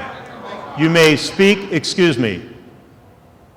You may speak to the issue before the meeting, which has nothing to do with a specific selectman. It has everything to do with one matter. Right. Whether we will adopt the substitute motion as the main motion for consideration or whether we will not. Okay. If you have anything you want to say that is germane to that, you may do so in 45 seconds. Okay. So what I have to say that is germane to that is ask yourself, why would we change this form of government now? Why would someone be pushing this issue now? Why would we be looking for this change now when we have all these other things that everyone has said? We're a AAA bond-rated community. Everything's going pretty well. Maybe there are a few things that somebody doesn't agree with. As Laura Burns pointed out, sometimes that one person did not get their vote. That is democracy. Your time has expired. Thanks. Yes, sir. And again, please, in the interest of time, and I intend to conclude the warrant this evening, please keep your comments as brief as you can and do not cover the same ground again. Okay, my name is Clark Frazier. I live at 50 Bonnie Briar Circle. Okay. I hadn't really intended to speak on this, but I just wanted to talk about perception, the people not here, complaints I hear outside this meeting. I also want to point out that I think the public meeting law is not as weak as you say it is or think it is. I haven't read it for a long time, but I believe even with a 5-member board, the public meeting law still applies in a lot of substantive ways. And the other question is for the advisory committee, why wasn't the town ballot considered? So I don't know how the vote's going to go tonight, but if it goes back to the advisory committee, I suggest that you look at that, a wider involvement in the town. My other concern's about the budget. Every year the budget goes up faster than Social Security, and that concerns me a lot because I'm over 65. And I think that we have to also, I have concerns about infrastructure in the town. We've had no new sidewalks in 40 years. There's other things that are not happening. The town is well run, but there are things that we could do better. The question should be, would a 5-member board do it better than a 3-member board? I don't know the answer, but I think that we should be looking at change. I think I see how this meeting is going to go tonight. Let it go where it goes, and if this doesn't pass, we go back to the other motion and ask that the advisory committee look at also the possibility of putting it on the ballot. Let the whole town decide. Thank you. Thank you. Yes, sir. Mr. Moderator, Tom Burbank from 17 Andrews Isle. I wish to move the question.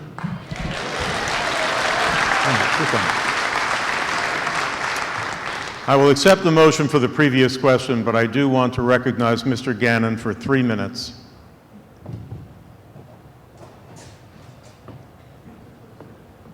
Thank you, Mr. Moderator. It's not going to take 3 minutes. I just wanted to clarify one thing, and I respect that people disagree, and we should do it agreeably as we've always have in this town. Just a clarification. I never said that Milton had this process in place. They voted recently. We all know that. But the bottom line is they studied 44 communities. That was who was being studied. All the other towns, the 90%, and et cetera, et cetera, et cetera, in this state, that have been successful. And when they studied them, it was overwhelmingly successful. That was the point I was making. I was not referring specifically to Milton since they're new to this game, but the town did vote to go to 5 members. And so I just hope we're clear on that. Thank you. Mr. Gannon. Mr. Edmondson. Thank you, Mr. Moderator. Phil Edmondson, 55 Cottage Street. I'm not sure that there are many people who are undecided. My comments will be very brief.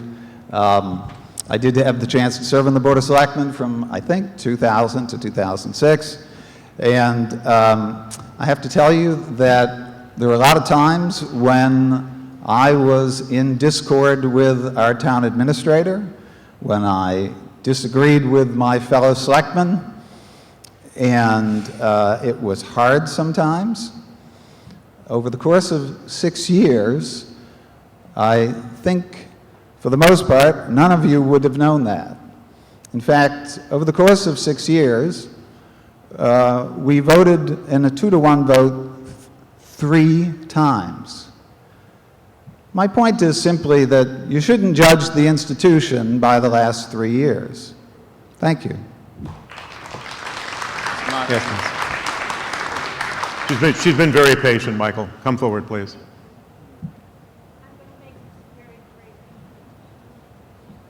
She has promised to be very brief.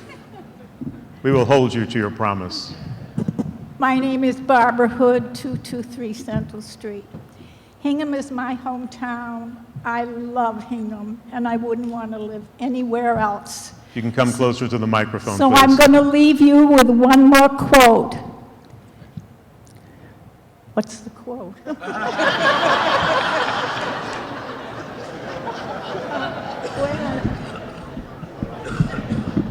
Not all has changed. Oh my God, that's what comes with being That's nervous. why they keep me around. With Right. nerve. If it ain't broke, don't fix it. Right. Mr. Salerno. Thank you, Mr. Moderator, and thank you, Town Meeting, for allowing me to speak this evening. I served this community as an elected official for almost 12 years on a 3-member board. I was fortunate enough to serve 10 of those with a great friend of mine, Mr. Ed Demko. The biggest challenge to serving on a 3-member board was exactly that, what we're hearing tonight, is being able to converse and being able to discuss issues before you. Mr. Demko and I were limited to those hours we were there in our meeting. We would hang out many times outside of these meetings. However, because of the open meeting law restrictions, we were never allowed to discuss the issues at hand. If you'd followed Mr. Demko and I over the 10 years or so we served on the committee, we seldomly agreed. And that was a challenge. And so we didn't have opportunity to vet things out as well as we should have and could have. And I think that that continues to be a problem as we have a 3-member Board of Selectmen. I've heard a number of things here tonight, and I can be long-winded, and I'm not going to be.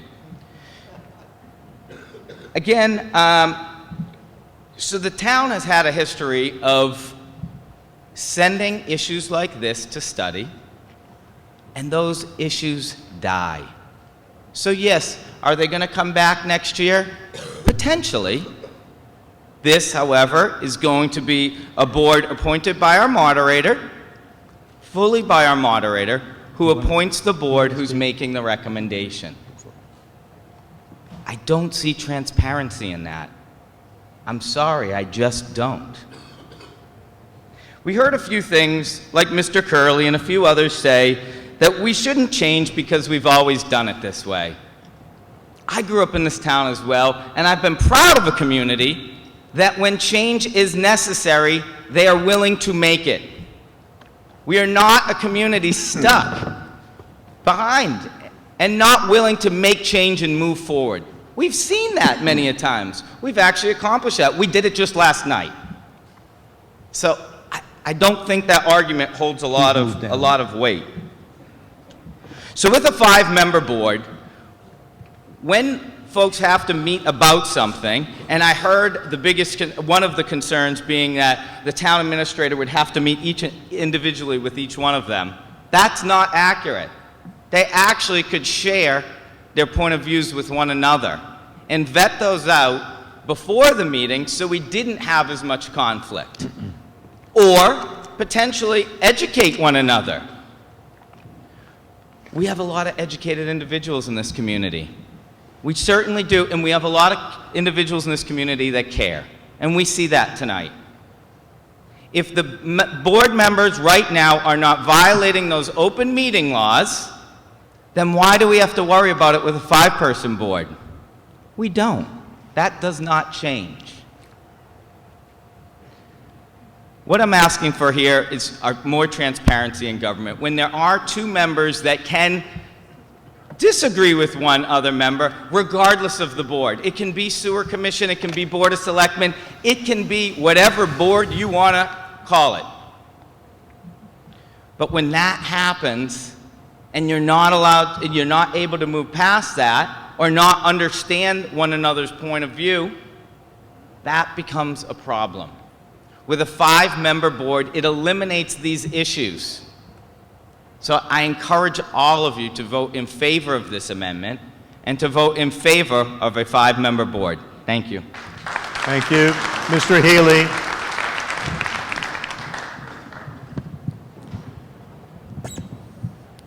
Paul Healy, 209 Main Street. I'd wish to thank the people who have gotten up and spoken to this, especially my colleagues who served in the office that I occupy now. I won't rehash what's been said. My perspective is this, ladies and gentlemen. I served on a 5-member board for 19 years. I'm in my 4th year of a 3-member board. My wife, Esther, who's present here tonight, served on the school committee for 2 terms, a 7-member board. We've had this discussion around our table many, many times. I understand the stimulating nature that a 3-member board brings when it comes to discussing this out in the open. You have no finer opportunity to hear how your leaders in this town think when we are having discussions in our meeting about the pros and cons of any issue we're deciding. Mary Power and Paul Healy and Paul Gannon don't vote the same way on every issue. On some I've sided with Mr. Gannon, some he's sided with me, some with Ms. Power, and you get the picture. This town is very well run. We are the gold standard, people. People seek to rise to our level. I'd urge great caution. I have no problem with a study committee, quite frankly. I think that when a committee looks at governance, it'll vindicate what's been said here tonight. Thank you very much. Mr. Kay.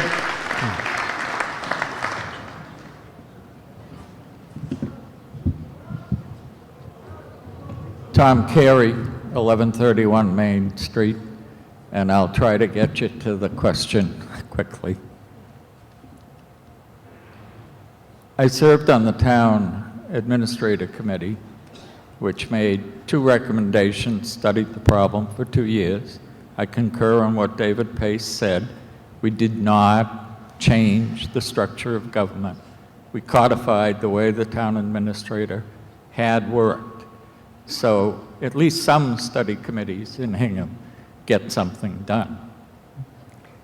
We did not study the size of the board because we were a committee appointed by selectmen, and that was not within our charge. The advisory committee motion is creating a committee appointed by the moderator. And we all know the moderator's appointments are designed to ensure that town meeting gets the best possible information. So I would expect that committee to do a good job as well. Just a couple of brief points. The talk about open meeting law that's being thrown around troubles me a little because I had an opportunity once to represent a selectman, not in Hingham, and not in a criminal case. There were constant problems. It was a 5-member board in the community he was in. There's a concept in the ethics law that's built into the open meeting law that they enforce very vigorously, and that's serial phone calls can get you fined. You can't have 2 chat and say, I think I'll go talk to Harry, and then come back and talk. You're in violation. So for one thing a study would do would be really pinpoint how much of added off-the-record comment would even be allowed. And if you think that's a reason for doing it, and you find out your newly elected selectmen are just going to be getting themselves fined and in trouble, maybe that would change your mind. All politics is local, since we're doing quotes, and we're certainly within the penumbra of Tip O'Neill. In municipalities, they're particularly local. We're like tribes. We go back. And what Braintree did or what Hingham did made a big difference. In practice, in other communities, I've seen the way they run, whether they have a 5-member, some a 3-member, each has its own distinctive DNA. Part of the reason we fight for local control and home rule is so we can do that. And our governance can reflect our community. So when somebody says to me, there's this 17-member list, we looked, they all reached the same result, I say, so what? Let's look at the issues afresh in the light of what's best for Hingham. Now the 17 or 20 or different number representative communities began as a specific agreement between the unions that the Personnel Board negotiates with and the Personnel Board and Hingham. And the reason was, when you get into negotiations, I spent 9 years doing it for the town, one of the things that everyone fights about is what are comparable salaries. So it was comparable communities to get an agreement on a mix of salary bases that the bargaining parties would agree on the first day of the bargaining. These are all the comparables we will be arguing about for months and months and months. It never was thought that it would serve the purpose that any time Hingham had any problem, we'd go look at the 17. Now, we did look at them on the town administrator study. We looked at a lot more. And we looked at them not because we wanted to know what they did. 1 minute. But because we wanted to know what their community was like and how this worked. So the kind of study that would be done by this new committee, I think, would bring new information. And finally, with respect to the Personnel Board, one thing you learn is if you perceive that there's a problem in the way the organization is working, and you think, this isn't really acceptable, we've got to do something about it. One of the first things you have to do is decide whether the problem is transient because it's personnel-based, or whether it's a structural error. I'd like to see a committee that looked hard at that, and sometimes you can come up with ways to alleviate what's not operating. Your time has expired. Right, without totally changing the structure. Thank you. Thank you, Michael. The motion for the previous question has been made and seconded. All those in favor of the motion for the previous question, which will terminate debate on the proposed substitute motion, on whether it should be taken as the main motion in lieu of what the advisory committee has recommended. If you are in favor of proceeding to the vote, the motion for the previous question is not debatable. All those in favor, please say aye. Aye. All those opposed, no. It's a unanimous vote. We now come to consider whether to adopt as the main motion before the meeting for substantive consideration the substitute motion that was made by Ms. Kelly, which we read to you and which you have physically in your hand. All those in favor of the adoption of the proposed substitute motion as the main motion for consideration, please vote aye. Aye. All those vote no. No. It is clear that the noes have it. The motion is lost. Please do not applaud. The motion before the meeting now is the original motion that was advanced by the advisory committee. Is there further discussion on it? Hearing none, we come to vote on it. Now, if you vote in the affirmative, you will be adopting as the activity, the action of the meeting, what advisory has recommended, that is the formation of a study committee. If you vote against the recommendation, then you will be voting effectively for no action. So those who are in favor, please, of the advisory committee's recommendation that the matter be referred to a study committee, and since some time has passed, I will read it again. Recommended that the town establish a study committee consisting of a chair and 4 additional members to be appointed by the moderator for the purpose of considering whether the town should increase the membership of the Board of Selectmen to 5. The committee shall report the results of its review prior to the 2018 annual town meeting, and if the committee wishes to recommend a change in the number of selectmen, it should prepare an article in time to present to the 2018 meeting. If you are in favor of that recommended motion for the establishment of the referenced study committee, you will vote yes. If you are opposed to it, you will vote no. It's a simple majority. And before proceeding to the vote, I will remind you that I do intend to conclude the warrant tonight, There are some very important matters that remain to be decided, which I think we can do expeditiously after we vote on this. So all those in favor of the recommended motion of advisory, please vote aye. Aye. All those opposed, vote no. No. The motion is lost. There will be no action.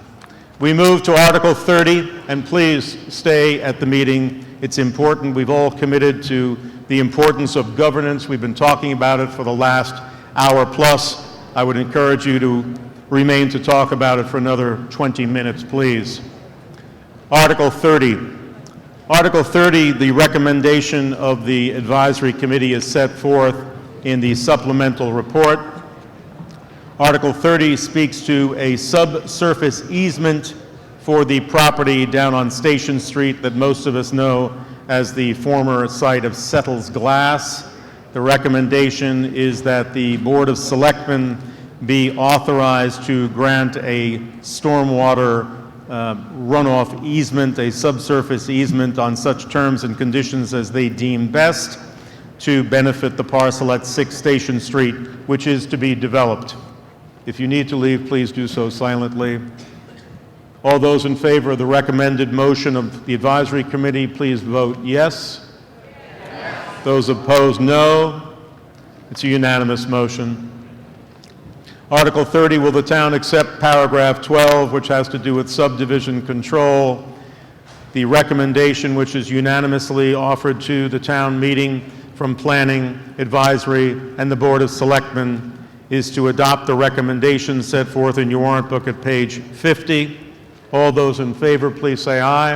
Aye. All those opposed, no. It's a unanimous motion. Article 32 has to do with zoning. It requires for adoption, therefore, a 2/3 majority. It says to see if the town will vote to amend the zoning bylaw. It has to do with dimensional requirements under section Roman 6 of the Hingham zoning bylaw. The recommendation requires, as I've said, a 2/3 majority for adoption. The recommended motion of the advisory committee, which comes to you from not only the advisory committee, but the planning board, which voted unanimously to approve it, as did the Board of Appeals, and the advisory committee voted unanimously to support the recommended motion under the referenced article. It's set forth at page 51 of the warrant booklet. Is there discussion? Hearing none, we come to vote. All those in favor of the recommended motion? Oh, I'm sorry.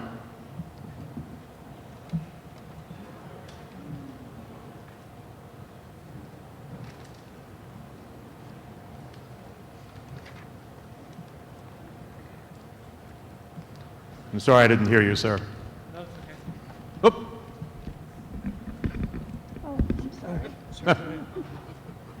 Not quick enough. Susan Earl, 18 Fresh River Avenue. I have a question about this zoning law. Is it grandfathered in for older lots?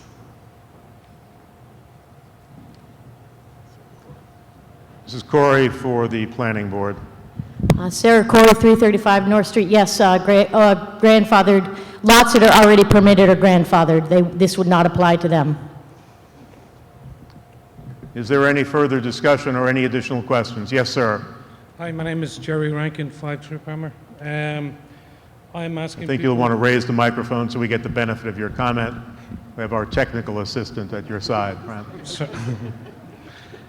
First of all, I want to just say I've been living here. As you can tell from my accent, I'm not from Hingham, but I've been living here. This is my home now. I mean, a privilege, as a gentleman over here said earlier, it is a privilege to live in this town. And I hope my kids realize that because of the amount of work that's in front of me. First of all, I want to say to Paul Gannon, I wish you the best. Thank you for your work. Not only Paul Gannon, Paul Hurley, Mary. I wish to thank everybody here because it is a privilege to live in this town because of the amount of work that's put in, not only from the Board of Selectmen, the Advisory Board, the Planning Board, Board of Health, all the different boards throughout the town, the PTOs and that. But this article that's in front of you tonight, I speak as we're wearing two hats. My first hat, obviously as a resident, but my second hat is a builder. I'm a builder in this town. I don't believe that change is always bad. We just issued a couple of things this evening regarding the beachfront, and I believe changes can be good too. Some people argue that building the new houses that's being built, and maybe I'm a culprit, I do build big houses, and some people don't like it, don't see the change. But unfortunately, when you look at this article, what it actually does, this article, this zoning regulation was adopted, the existing zoning regulation was adopted in 1978, and it was researched back in that date, and it was adopted from the town of Lexington. I put Lexington on probably the same par as Hingham.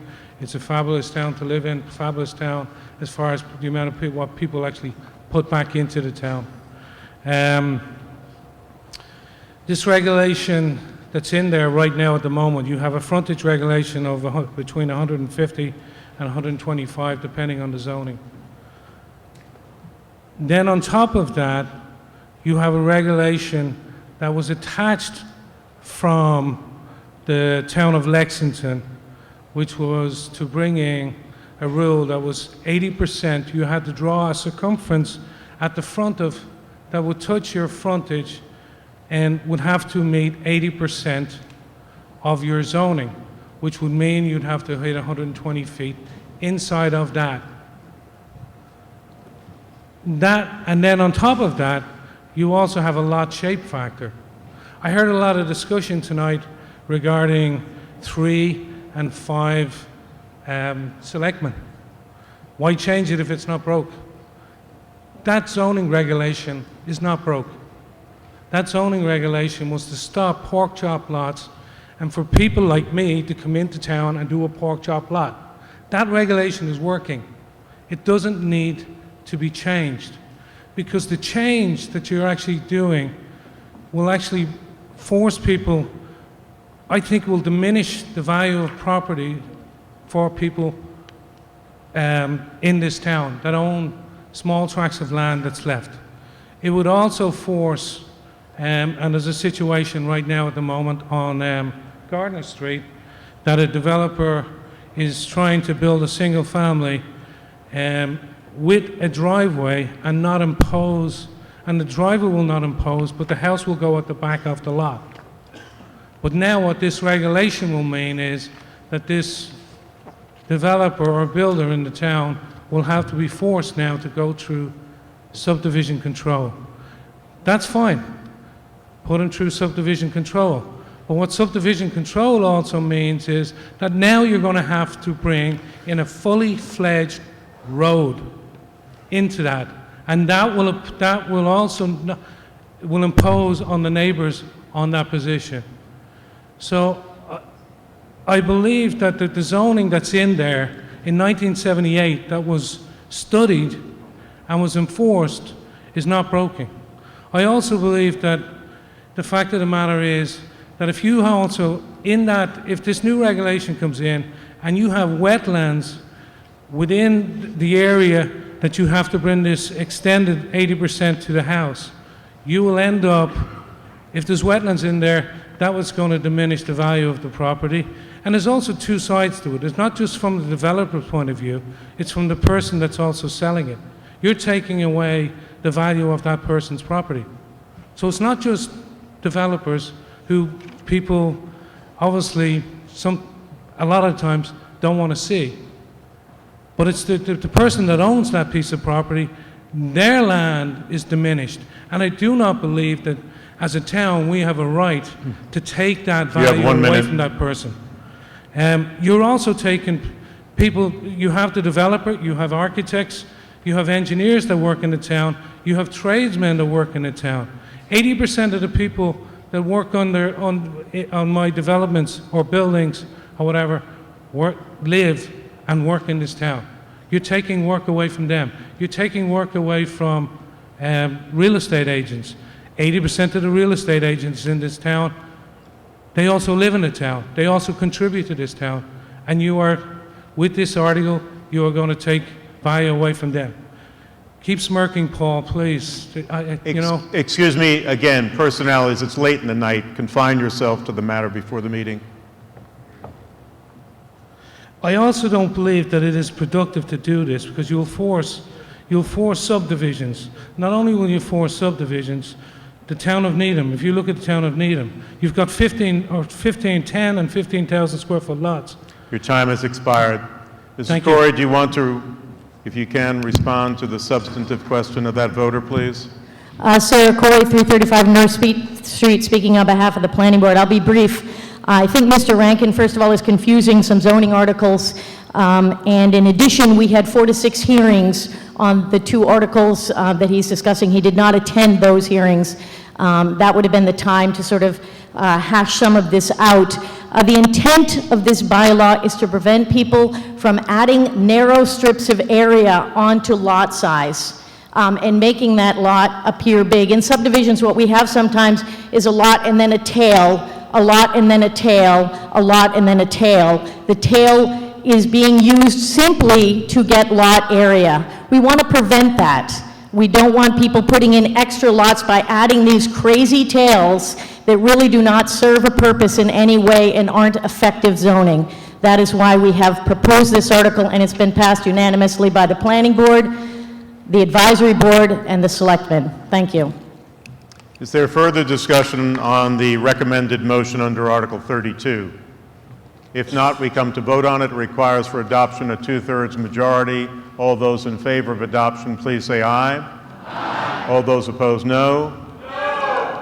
More than 2/3 have voted in favor. The motion is carried. We now come to the recommended motion under Article 33.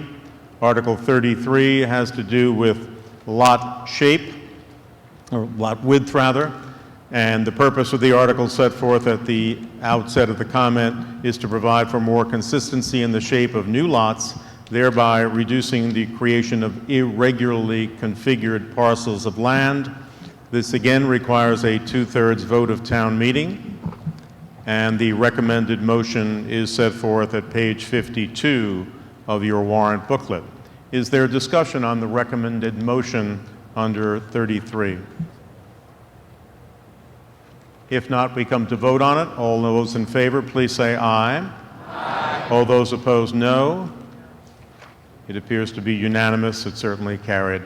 Article 34 has to do with the regulation and sale, consumption rather, of non-medically prescribed marijuana. It proposes a moratorium at the end of the first lettered paragraph of the what's set forth at page 53. It says it's proposing a moratorium of finite duration to allow the town to study more carefully the potential impacts of such establishments and to recommend zoning bylaw amendments to address the town's concerns in the context of town planning goals and objectives. You will see on page 53 that the proposed moratorium, if adopted, would remain in effect through June the 30th, 2018. This comes to you with the unanimous recommendation of both planning and advisory and requires for adoption a 2/3 vote of the meeting. Is there discussion? Yes.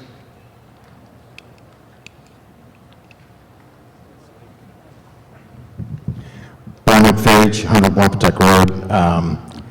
I'm asking you to vote against this. I believe that this is commerce. Hingham already has a bylaw that sort of restricted the cannabis sales to South Hingham, but I consider they're trying to make some sort of a combat zone or that, or some sort of a, well, I mean, that's the best way I can describe it. What else can you say? They want to restrict it to one particular area. This is commerce. The public has voted. The public has voted to legalize recreational cannabis. And all this is a continuation of the moratorium at the state level. I think it's something that, you know, there's really not much that we can do in terms of, how can I put this? It is here to stay. I believe cannabis is one of nature's miracle products. And no, I mean seriously, besides it's an extraordinary product. And when I see all this micromanagement by the planning and the advisory committee, I think most of them have probably used cannabis.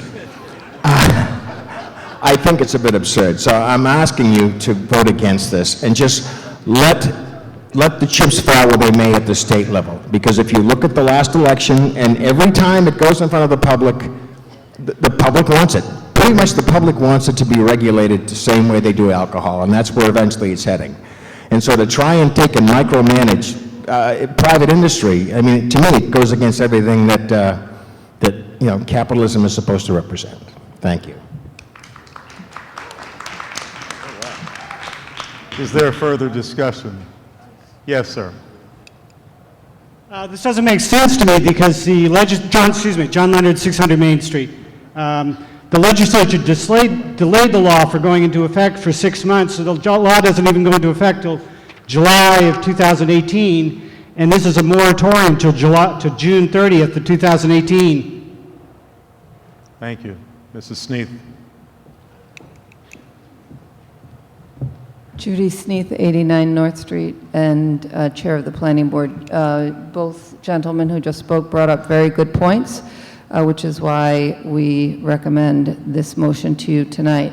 Like it or not, we belong to the state of Massachusetts, and things like our drugs, marijuana, alcohol, grocery stores all fit into the regulatory structure of the state. And so we are recommending this time to let the state do what they need to do, and we will act within that structure. The town of Hingham voted 41% in favor of legalizing marijuana, and our intent is not to go against those voters, but to do what we need to do within the state structure. So this gives us time for conversation as a town. The planning board's role is strictly zoning. The Board of Selectmen, I expect, will want to lead this conversation with the town, involving maybe the Board of Health and everybody here who is interested in it. The reason why we extended this to next town meeting, even though, as you point out, the state has a month longer than that, is so that we can have this conversation this year and not put it off for 2 years. And I expect you'll see another motion at next year's town meeting, depending on what the developments are. So please vote in favor of this article. Is there further discussion on the recommended motion for the moratorium as set forth in the article? Strike that under the motion under Article 34. If not, we come to vote. It requires for adoption 2/3. All those in favor, please say aye. Aye. All those opposed, no. More than 2/3 having voted in favor, the motion is adopted. Next, we come to Article 35. It also requires for adoption a 2/3 majority as it relates to zoning. This would amend the parking, the off-street parking section of the zoning bylaw. You will see on page 55, moving over to 56, that during the public hearing, the Planning Board refined certain language to clarify its provisions, voted unanimously to approve the recommendation that you have before you, as did the Advisory Committee. Is there discussion? Hearing none, we come to vote on the recommended motion under Article 35. All those in favor, please say aye. Aye. All those opposed, no. It's a unanimous vote. Article 36 asks, will the town amend the general bylaws of the town for purposes of adopting procedures regarding the disposal of surplus supplies pursuant to Massachusetts General Laws 30B, Section 15. The explanation is on page 58, on the second paragraph of the comment, referencing state law that requires that surplus supplies in excess of $10,000 be disposed of in a certain process of competitive sealed bids and the like. Detail is all there. The recommended new bylaw, which is set forth succinctly, the purpose of it at the beginning of the second full paragraph on page 58, says that the recommended new bylaw features certain provisions, several provisions rather, that are designed to ensure that the value of surplus supplies is captured by the town in an efficient fashion. The recommendation comes to you from the Advisory Committee and the Board of Selectmen that the meeting adopt the proposed motion set forth at page 58, moving on to page 59. It requires for adoption a simple majority. Is there discussion? Hearing none, we come to vote. All those in favor, please say aye. Aye. All those opposed, no. It's unanimous. Article 37, which always brings the caboose. Article 37, will the town authorize but not require the Board of Selectmen to accept grants of easements for streets, water, drainage, sewer, utilities, purposes, and the like? The recommendation is unanimous that the town authorize but not require for a period through April 30th, 2018, for the Board of Selectmen to accept grants of easements for purposes of streets, sidewalks, and the like, all as the town deems best. I think we can probably deal with this by 11:30, or we can just move to vote. Is there discussion? Yes, sir. I didn't make to make light of it. Thank you. Harry Daniels, 10 Heron Way. I have two concerns, Mr. Moderator. One of them is that the one-year limitation in the comments is not in the text of the article. I believe that is important. The other is that the comment also refers to accept easements that, would not allow the Board of Selectmen to accept easements that require funds to acquire them. I believe that should also say require funds or other consideration to require them.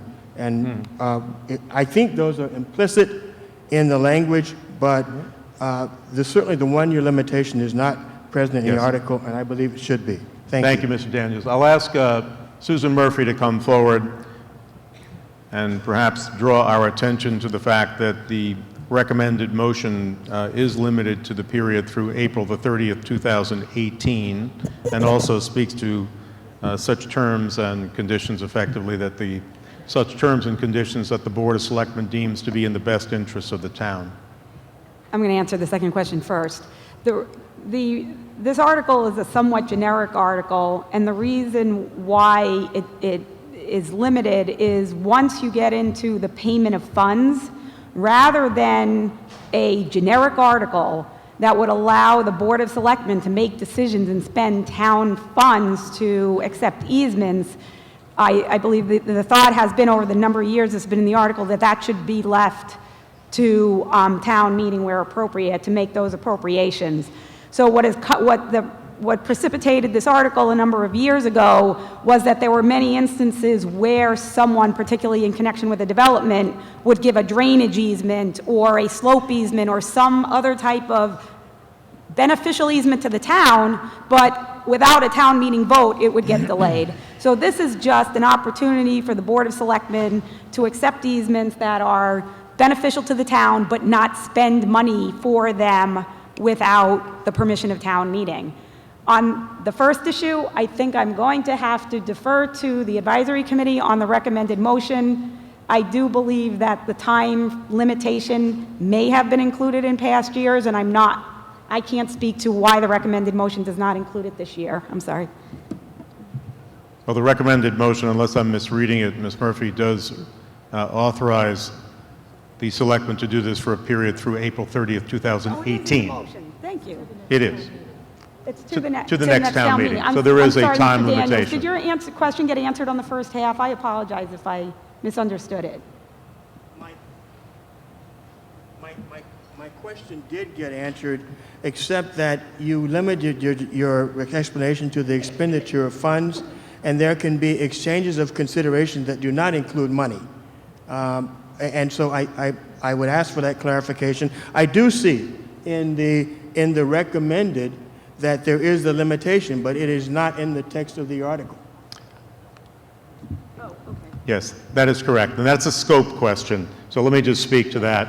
A recommended motion must be within the scope of the article. And that is something that under Massachusetts law is interpreted liberally. And for example, the article asks a certain question which puts the voter on notice that the meeting will be asked to allow the selectmen to accept grants of easements for streets, etc., on terms and conditions that the board deems best in the best interest of the town, or act on anything related thereto.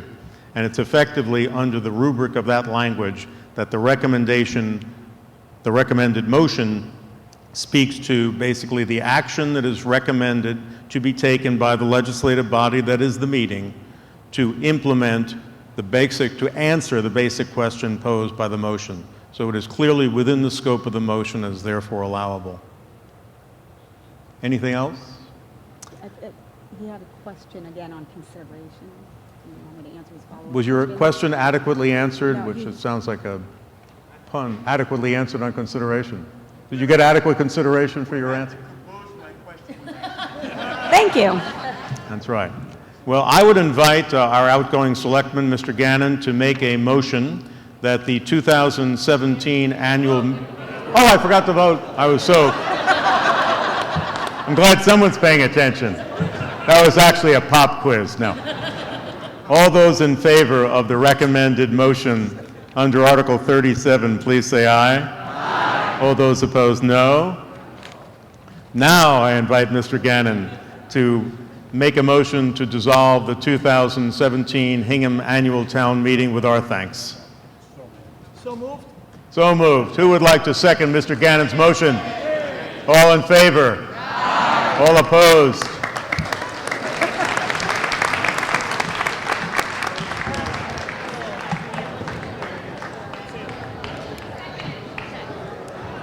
That's 11:08. Yeah, well, we were 11:07 last year. Well done. Thank you. What an extra night. Well done, sir. All right, I'll see you then. Thank you.